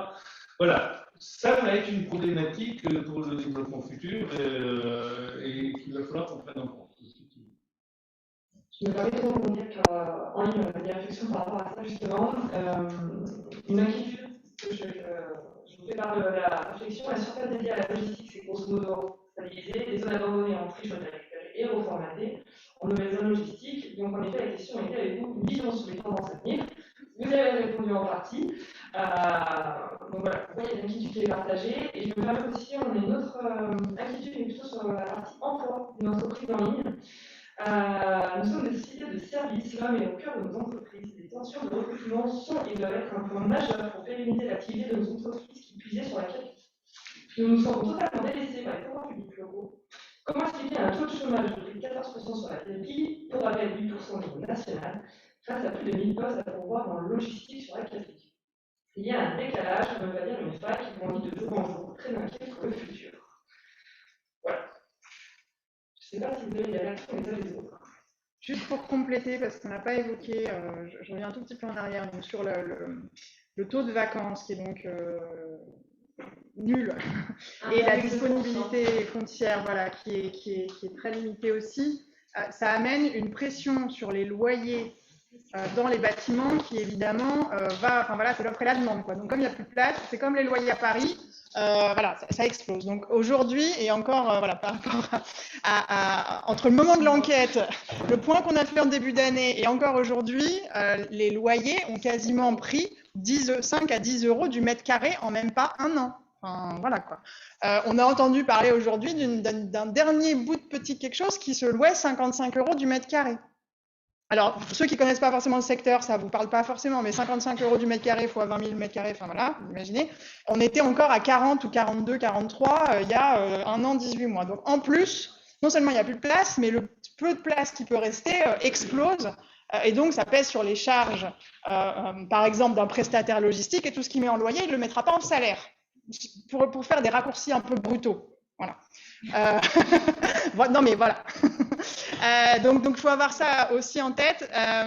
Et sur la question de l'emploi, oui, c'est une vraie problématique. Alors, le taux de chômage sur le territoire, par contre, m'interpelle un peu, parce que ce n'est pas forcément ça que j'ai en tête. Donc moi, j'étais plutôt sur autre chose là-dessus. Voilà. Aujourd'hui, on a un territoire où en fait, on a plus d'emplois que d'actifs, mais c'est parce que justement, je crois que la filière logistique est une des raisons, c'est-à-dire qu'effectivement, pour répondre sur la deuxième partie de la question qu'avait Dr Schmitt, qui fait qu'il y a effectivement un phénomène d'attractivité à renforcer à la fois sur les métiers, comme vous l'avez dit tout à l'heure, et puis on a effectivement des questions, qu'il faut prendre, je veux dire, à bras le corps qui concernent les mobilités, effectivement l'accès à l'emploi sur ces zones. Oui. Il y a des choses à inventer. Voilà, mais non, le taux de 14% de chômage global, je ne pense pas qu'il soit juste aujourd'hui. Nathalie Alagna. Oui, bonjour. Nathalie Alagna, je suis responsable de l'agence Randstad à Saint-Quentin-Près-d'Allier. Alors moi, j'avais une question sur la mobilité. Là, on a parlé de la mobilité, en fin de compte, sur le territoire de la CAPI. Aujourd'hui, on a de plus en plus de gens qui viennent d'autres secteurs, mais qui ne sont pas forcément très bien desservis. Donc, je sais qu'il y a des choses qui se mettent un peu en place. Est-ce que vous pouvez nous en dire un petit peu plus, parce que sur tous les territoires un petit peu proches de la CAPI, mais qui ne seraient pas encore desservis, il y a des choses qui vont être mises en place, en tout cas des sujets sur lesquels vous allez pouvoir donner des réponses. Voilà. Je vais être obligé de déflorer une partie de la conclusion, on n'est pas encore là, mais cette enquête, elle va nous servir à alimenter aussi, elle a déjà alimenté la feuille de route pour le mandat à venir. Effectivement, il y a des réflexions et des discussions en cours avec les EPCI voisins, je pense qu'on va répondre au Vallon de Nato. Oui, il y a des choses à mettre en place. place. Alors, sur le territoire de la Capine, on est déjà moteur, si je puis dire, en parlant de mobilité depuis un certain nombre d'années, où on a développé effectivement les réseaux Modou, on a travaillé sur les PDIE avec les entreprises, on a inventé le Flexibus sur la zone. Pour autant, voilà, il y a encore des choses à voir. On a une problématique qui est une problématique de modalité ou d'intermodalité sur le territoire. Pourquoi? Parce que pour faire de l'intermodalité, il faut s'appuyer sur une dorsale, on a pris le modèle tout à l'heure, il faut s'appuyer sur une dorsale solide. Et une dorsale solide, ça pourrait être une ligne ferroviaire. On sait que la nôtre n'est pas très en forme, si je puis dire. On a des problèmes de régularité, on a des problèmes d'horaire. Voilà, qui doivent être résolus avant de pouvoir aller plus loin. Pour autant, c'est effectivement une des problématiques et un des sujets de notre feuille de route sur le mandat à venir et des discussions qu'il faudra avoir effectivement avec les EPCI. On entend beaucoup effectivement sur le territoire, c'est une phrase qu'on utilise souvent, quand on habite et qu'on travaille sur la CAPI, ça va, c'est jouable, et ça représente 50% des emplois. Pour l'autre moitié, c'est l'enfer. Donc c'est vrai que maintenant le levier il est vraiment sur quand on n'habite pas sur la CAPI mais qu'on vient travailler à la CAPI, on est complètement dépendant de la voiture individuelle, les alternatives sont très très complexes. Quand on habite sur le territoire et qu'on travaille sur le territoire, il y a des solutions, c'est un peu compliqué mais voilà, on peut trouver des solutions, mais ça ne représente, comme on l'a dit, que la moitié des emplois de l'exploitation logistique, hein, là je ne parle pas des fonctions d'encadrement, des fonctions support, etc. Sur l'exploitation, la moitié ne viennent pas du territoire CAPI. Et tu as le même problème que tu as eu quand tu parles de l'augmentation des loyers en plateforme, de l'augmentation des loyers pour les individus, les gens qui sont écartés et les foyers. Et pour reprendre le sujet, c'est qu'on a aussi cette pression financière sur le foncier disponible aujourd'hui, ce qui devient rare, donc les prix montent. Voilà.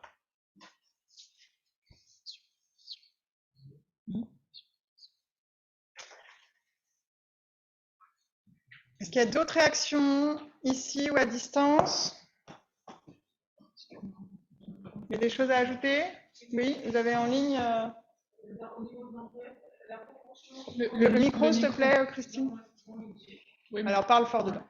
Est-ce qu'on a une idée de la proportion e-commerce lors d'études? Je suppose que ça a considérablement changé avec l'année 2020. En page 7, vous trouvez le chiffre, ils sont 37% à faire du e-commerce. Et la distinction importante qu'on n'a pas zoomé aussi aujourd'hui ici, c'est qu'il y a une distinction à faire entre ceux qui sont des pure players, c'est-à-dire que leur activité ne se vend entre guillemets que sur Internet, les déguise-toi.fr, les spartou.com et j'en passe. Et puis après, vous en avez qui ont différentes modalités de distribution. Vous allez pouvoir trouver ce qu'ils distribuent, le fameux mot omnicanal, donc plusieurs canaux de distribution. Vous pourrez trouver, vous en tant que client final ou les entreprises en tant que client final, leurs marchandises en magasin, en livraison à domicile, et donc qui ont une partie qui s'est adaptée avec les modes de consommation et de la distribution en ligne. Donc oui, la part augmente. On avait malheureusement, avec l'enquête de 2015, on n'avait pas demandé les mêmes choses, donc c'est difficile de faire un point de comparaison fixe. Mais au moins, on a une photographie à l'instant T de 37% qui ont une activité e-commerce. J'ai mémoire qu'on avait une question qui ressemblait et qu'il y avait 30% en 2015 et qu'on est à 37% en 2019. C'était une répartition de la part d'activité. Donc c'était les personnes des entreprises qui disaient sur 100% de mon activité, j'en ai X% dédié au e-commerce. Là, on a parlé plutôt de personnes qui en font ou qui en font pas, et on a des volumes et des parts, mais voilà, on ne vous les a pas mis en évidence de manière très visuelle. Une question complètement différente qui n'est pas forcément bien reçue, mais est-ce qu'on a éventuellement testé tout ce qui était le niveau de rémunération moyen? Alors, on ne l'a pas testé dans cette enquête-là, mais c'est ce que je disais tout à l'heure. Le sujet étant très fort, on lance une autre enquête au sein du pôle d'intelligence logistique autofinancée sur la demande des adhérents pour faire une enquête de rémunération spécifiquement. Donc, on lance ça la semaine prochaine pour une restitution en janvier. Donc on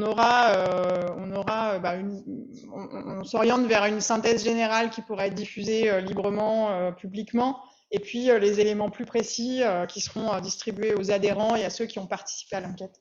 Donc on aura des éléments là-dessus normalement en janvier prochain.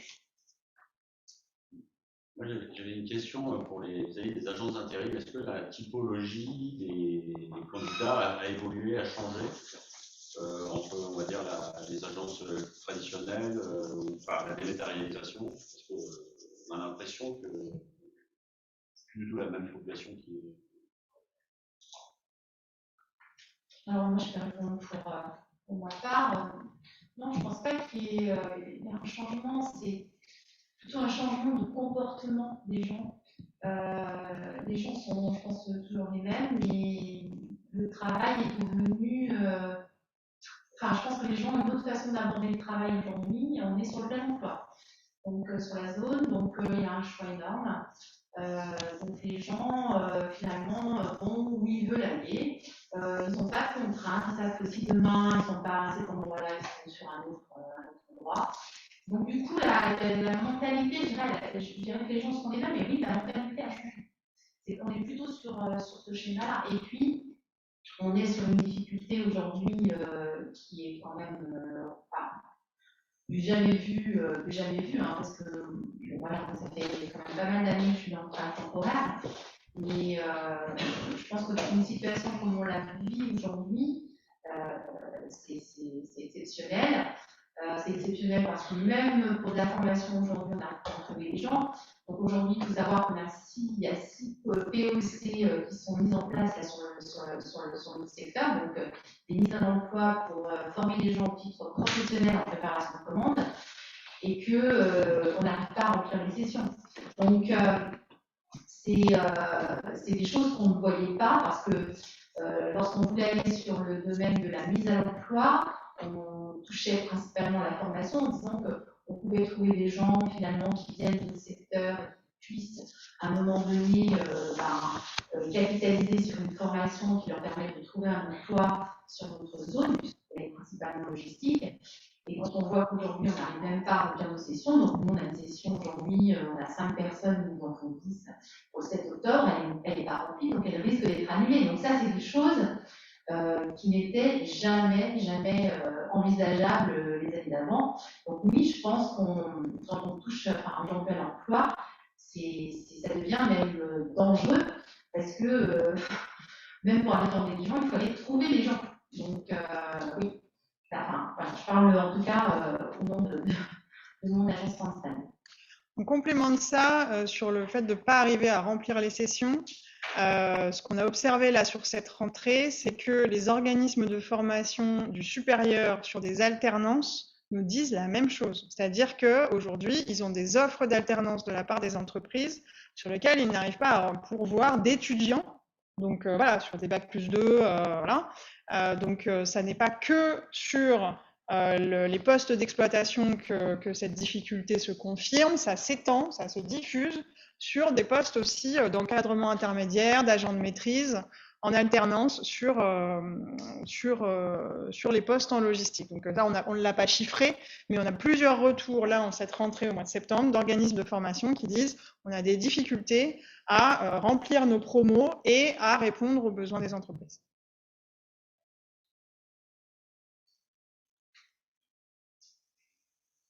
Philippe ?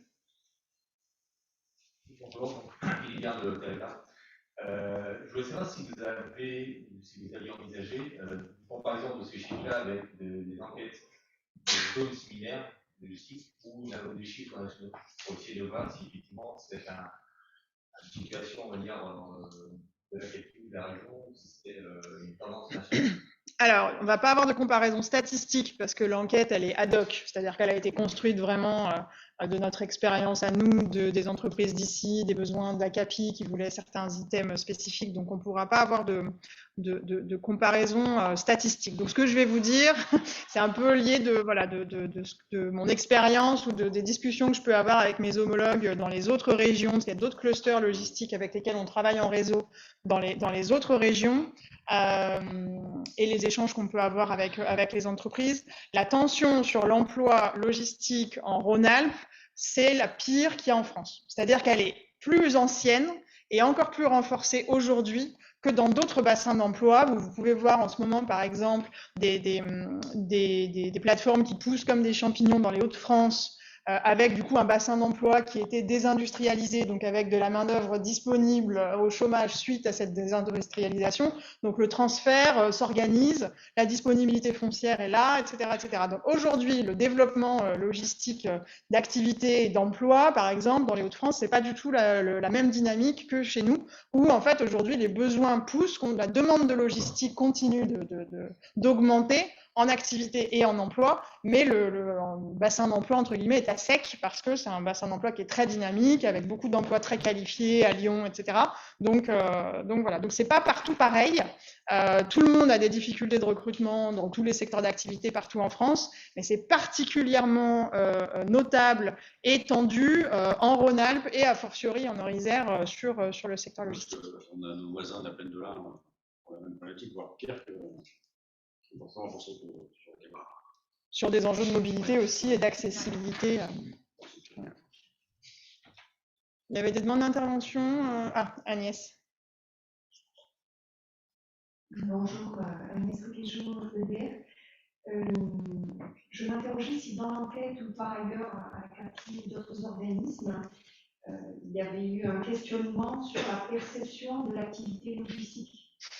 Parce que dans mon entreprise, alors je ne suis pas du domaine, mais on travaille en lien étroit avec certains d'entre vous, c'était un marqueur fort du Nord-Isère, ou c'est un marqueur fort du Nord-Isère, et quand on voit les chiffres, c'est quand même hyper structurant sur l'emploi, sur l'économie. M. Nicolas l'a rappelé.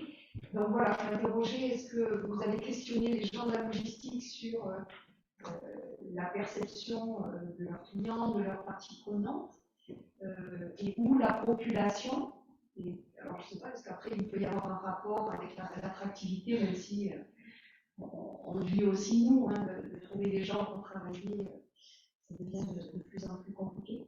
Voilà, c'était une question sur, et en écho aussi par rapport à ce que vous disiez sur le projet de territoire, comment dire, économie circulaire, et la grande ambiguïté de dire je consomme local, mais je me fais livrer, y compris le dimanche. Une question comme ça. Alors là, on touche au grand sujet de l'acceptabilité de la logistique. On ne l'a pas questionné sous cette forme-là, et puis l'enquête datée de 2019, avant Covid, qui a aussi quand même fait bouger un petit peu les lignes sur la prise de conscience de l'importance de la chaîne logistique dans les comportements de consommation. Donc il y a eu un petit sursaut en mode « Ah oui, c'est vrai qu'il y a des préparateurs de commandes qui s'assurent que je puisse trouver mes pâtes et mes yaourts chez Leclerc », mais j'ai un peu l'impression que c'est pas que c'est retombé, mais finalement ça n'a pas forcément fait bouger les lignes en profondeur. On est encore confronté à une mauvaise image du secteur, de ces entreprises, etc. Moi, à chaque fois que je dis ce que je fais dans la ville, ah oui, les affreux grands machins là en Nord-Isère, oui, d'accord, ok. En même temps, tu fais tes courses tous les jours, tu achètes en ligne. À un moment donné, il faut bien mesurer ce que ça amène en fait dans la chaîne. Les marchandises ne se téléportent pas dans ta boîte aux lettres en fait. Enfin, faut peut-être voilà. Donc voilà. Donc oui, non, ce sujet effectivement de la promotion de la filière et de ses métiers, c'est aussi le cœur de notre métier depuis très très longtemps, pour donner à voir effectivement qu'est-ce que c'est que la logistique et que la supply chain, que c'est une activité de service qui est générée par un donneur d'ordre, par un client, par quelqu'un qui donne l'ordre en fait de déplacer cette marchandise. Donc ça c'est très important pour nous de le donner à voir dans toutes ses dimensions, dans tous les secteurs d'activité, etc. Et donc effectivement les conséquences en termes d'emploi, d'opportunités, de développement territorial, d'aménagement du territoire, sur la logistique urbaine aussi, ça amène aussi énormément de choses, mais il faut donner à voir parce que la logistique structurellement est invisible dans la société de consommation. Moi j'ai tendance à dire que ce qui compte c'est le marketing pour le client. l'expérience client. On tourne tout autour de l'expérience client. Il faut que le client il passe un bon moment et que ça arrive très très vite chez lui ou que etc. etc. Et donc tout le reste, bah, c'est derrière le rideau et il faut que ça le reste. Donc par définition, dans la logistique de distribution qui nous occupe là, la logistique doit être invisible, doit être transparente, doit être immédiate, doit être gratuite. Voilà. Donc c'est très très fort. Le besoin livrer dimanche, c'est le client qui le demande. C'est pas à nous, ça nous empêche plus de trouver des gens livrés le dimanche, surtout alors nous on fait pas, mais certains dans des conditions de travail qui sont pour ma part inacceptables. Ça c'est pas la logistique que je professe. Mais voilà, qui n'a pas commandé sur internet et qui a eu son truc en 24 heures alors qu'il ne le voulait pas forcément. Je me permets en complément par rapport à l'enquête de présentation de la filière. Nous, c'est quelque chose qu'on fait tous les 2 ans dans la Biennale. C'est le point de départ en fait de toutes les personnes qui rentrent dans la Biennale. C'est qu'est-ce que vous pensez de la logistique sur des métiers est-ce que c'est un métier de femme ou non? Est-ce que c'est moderne? Est-ce qu'il y a une innovation, etc. J'avoue que les chiffres, parce qu'on a parlé autant des scolaires que des témoins dans l'emploi qui viennent, c'est vrai que ça fait un peu peur, notamment sur la proportion des femmes. Quand on dit la logistique, c'est aussi un métier de femme. Il y en a plein qui répondent non, alors que oui. Et encore hier, on a fait des visites avec Jacques Capi où il y a eu des femmes qui venaient découvrir le secteur, qui se disent mais c'est pas pour moi, et en fait si, elles sont sensibles, mais si je peux. Mais c'est vrai qu'il faut aller au-delà de ça, donc la vida est un outil. Et après, c'est vrai que je vais laisser les peut-être compléter, mais on a fait aussi une enquête à destination des collaborateurs de la logistique, des salariés de la logistique, pour savoir aussi leur appétence dans le métier logistique, ce que c'était. Et c'est vrai, ce qui ressort le plus, c'est quand même je veux dire, le bien-être au travail au sens large du terme. Donc c'est aussi pour ça que ça a pris le propos de Cécile tout à l'heure, de se dire que c'est des actions sur lesquelles l'entreprise s'engage, et de toute façon, tout se sait, et que si une entreprise, malheureusement, ne fait pas de bonnes actions, ça va vite se savoir, et malheureusement, on aura beaucoup de difficultés à recruter derrière. Ça, en 2019, on a eu 500 réponses de collaborateurs, et la question c'était qu'est-ce qui fait ou non qualité de vie au travail pour vous? Et on avait décidé volontairement enlever le critère rémunération, mais qu'on traite du coup 3 ans après. Et les 3 grands aspects qui étaient ressortis comme les plus importants pour les personnes qui travaillent en logistique, c'était, alors de mémoire, mais la reconnaissance, le climat dans l'équipe. Et j'ai plus le 3e, mais non, c'était plus loin ça. Mais en gros, c'était un autre aspect du management, en gros, de la qualité du management. Et donc, c'est des sujets après qu'on vient adresser par la formation des chefs d'équipe, par tout le travail qu'on fait lors de la biennale, et donc le donner à voir, en effet, enquêter sur le niveau de perception des conditions de travail et ou de l'image qu'on s'en fait. On n'est pas encore allé plus loin, mais c'est des choses qu'on a déjà un petit peu commencé à les décortiquer. Et je me permets, c'est aussi pour ça qu'on fait des vidéos de promotion de la filière de plus en plus, pour vraiment ouvrir au grand public et de rentrer dans un propos, de se dire que ce soit autant des vidéos immersives qu'on a pu faire, ou des vidéos qui en plus sur une série qu'on est en train de développer. Et vraiment, c'est aussi l'objectif de ces vidéos-là. Je peux rajouter quelque chose. C'est un peu caricatural, mais il y a rien qui ressemble plus à un entrepôt qu'à d'autres entrepôts. Et qu'il est difficile de voir ce qui se passe derrière. Vous disiez Cécile, en plus, c'est vrai qu'on est sur des métiers qui sont quelque part gommés parce qu'on voit ce qu'il y a au départ et on voit ce qu'il va y avoir à l'arrivée et on oublie tout ce qui est au milieu. Voilà, toute la échelle. Alors, il y a effectivement à donner à voir effectivement tout ce qui est possible de faire dans les métiers de la logistique qui ont énormément évolué ces 15 dernières années. Et ça commence par la formation, mais pas que. Et donc, en termes de formation sur le territoire, on a quand même fait pas mal évolué depuis 2015. Il y a l'APTRA qui a déménagé, qui fait des efforts de formation. Il y a le projet du lycée Philibert Delorme de développer et de renforcer ses formations. Il y a eu l'ouverture de l'Institut supérieur du commerce et de la logistique à Bourgoin-Jallieu. Il y a un travail sur le plan local d'insertion par l'emploi avec la CAPI et les partenaires de l'emploi pour promouvoir les métiers et puis mener des actions d'insertion. Voilà, il y a tout un panel de choses à continuer à mettre en forme, mais effectivement, je crois qu'il faut, il y a encore malheureusement une espèce des scories d'une image de la logistique qui date d'il y a 15 ans, qu'on n'arrive pas à transgresser, qu'on n'arrive pas à faire évoluer. Je pense que là, par contre, on est tous concernés, autant nous sur le territoire de Capi que vous au niveau de la filière. Et il faut peut-être une campagne de promotion, de vidéos, des choses comme ça. Et on voit bien, effectivement, dans tous les forums de l'emploi, dans tous les on a du mal à attirer les candidats, même sur les stands qui concernent les métiers de la logistique.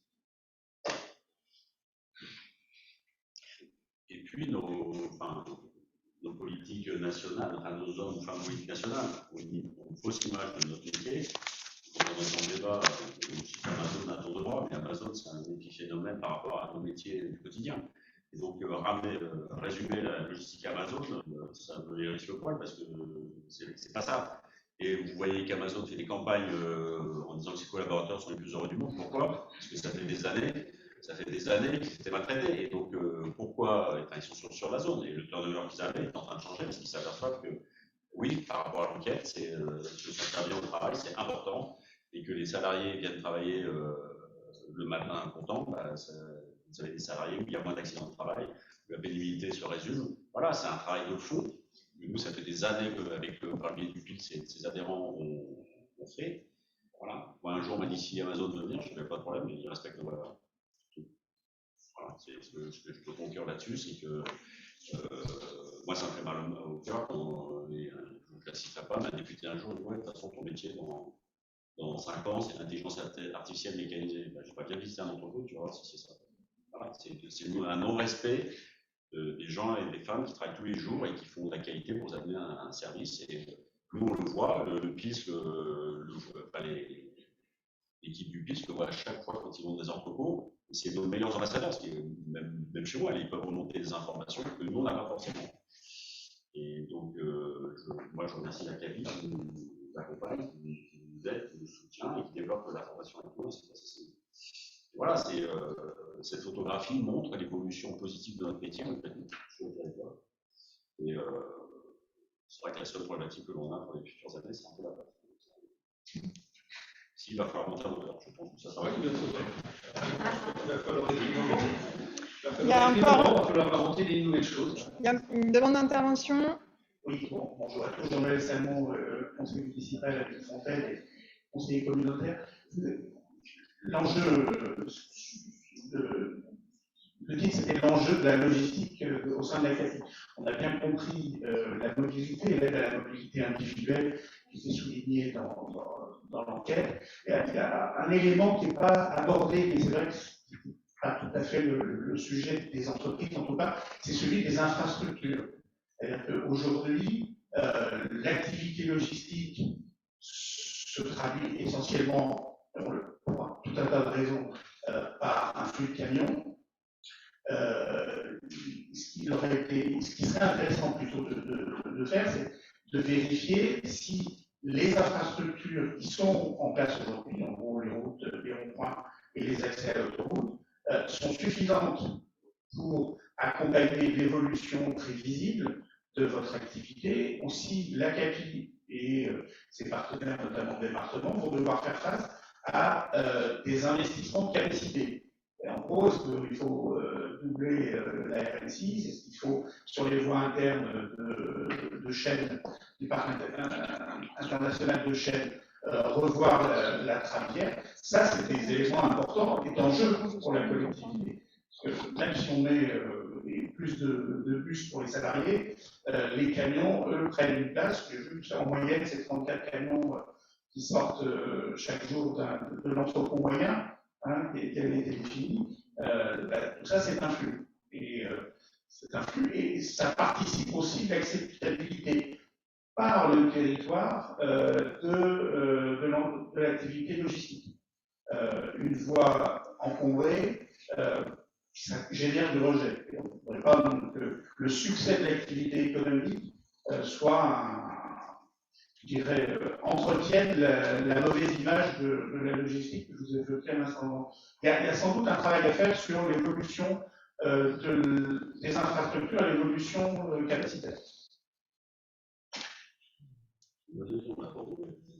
Oui, alors ça fait partie des sujets qui sont à l'étude, mais ce n'est pas les sujets les plus urgents, parce qu'on a la chance, alors c'est à la fois un inconvénient pour l'image du territoire, mais c'est un avantage, c'est qu'on a un territoire qui est traversé par une autoroute, et que cette autoroute dessert directement la zone d'activité, ce qui fait qu'on n'a pas de problème d'engorgement de flux sur des axes secondaires, ce qui a été le cas il y a quelques années en arrière, mais effectivement le développement des zones a été positionné et a été accompagné de l'amélioration des infrastructures routières.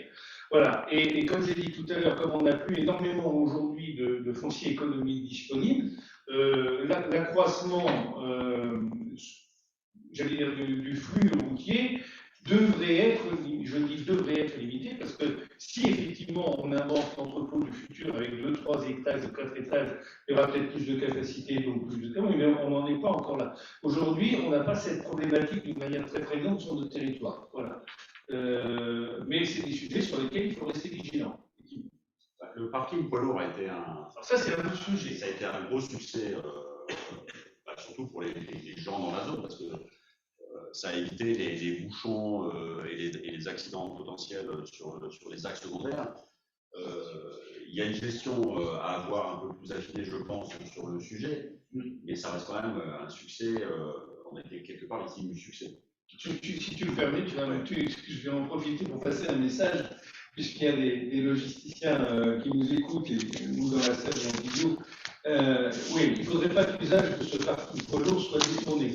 Aujourd'hui, on constate quelques difficultés avec le gestionnaire qui constate qu'il y a des camions qui viennent simplement en attente pendant 2-3 heures ou en transit en attendant de charger ou de décharger, ce qui engorge le parking et ne lui permet pas de remplir sa fonction d'accueil de poids lourd et qui ne lui permet pas à lui de commercialiser ses services comme il devrait le faire. Alors si je peux vous passer un message, voilà, essayez de faire comprendre à vos transporteurs qui viennent que le parking poids lourd, c'est un parking qui est normalement un parking 2 jours de longue durée, enfin pour la journée ou pour la nuit, mais qui ne doit pas être un parking d'attente, parce que là, pour le coup, on dévoie son usage, et économiquement, ça pose un problème pour le gestionnaire, qui sera peut-être obligé de revoir sa copie sur la gratuité d'une partie du parking. Voilà.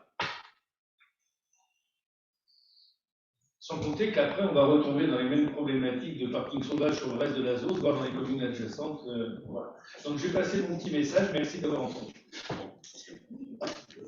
Alors, sur ce point-là, juste en complément, je réitère ce que j'avais déjà dit. S'il y a besoin qu'on regarde plus finement les besoins des uns des autres et qui utilisent le parking de cette manière-là, on est à disposition pour enquêter un peu plus finement auprès des entreprises. Après, c'est aussi, une idée qui me vient, c'est une hypothèse que je fais, mais on revient sur la question du foncier, c'est-à-dire que si effectivement tout le monde n'a pas un parking poids lourd d'attente sur son entrepôt, en fait, voilà. Donc à un moment donné, il faut de la place, qu'elle soit sur le parking de service et qu'elle soit dans un dévoiement ou que ça soit ailleurs. À un moment donné, il faut bien que les camions puissent attendre, qu'ils puissent être accueillis sur les portes de quai, etc. Donc voilà, mais on peut explorer ça plus finement pour qu'effectivement tout le monde trouve sa place correctement. Mais c'est effectivement quelque chose dont on débattra ensemble, parce que si on a effectivement identifié les besoins, il faudra voir quelle solution on met en place en base. Mais c'est pour une question, ok. Si c'est bon pour vous, est-ce qu'il y a d'autres demandes d'intervention ici ou à distance? On est bon?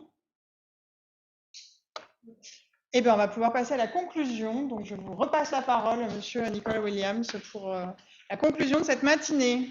Merci. Écoutez, je vais remercier Léa effectivement pour ce gros travail et toute votre équipe pour ce gros travail. C'est effectivement une enquête qui est très importante parce que, comme je vous l'ai dit tout à l'heure, elle va nous permettre d'alimenter les décisions sur nos actions en faveur du développement économique et de soutien à la filière sur l'ensemble du mandat.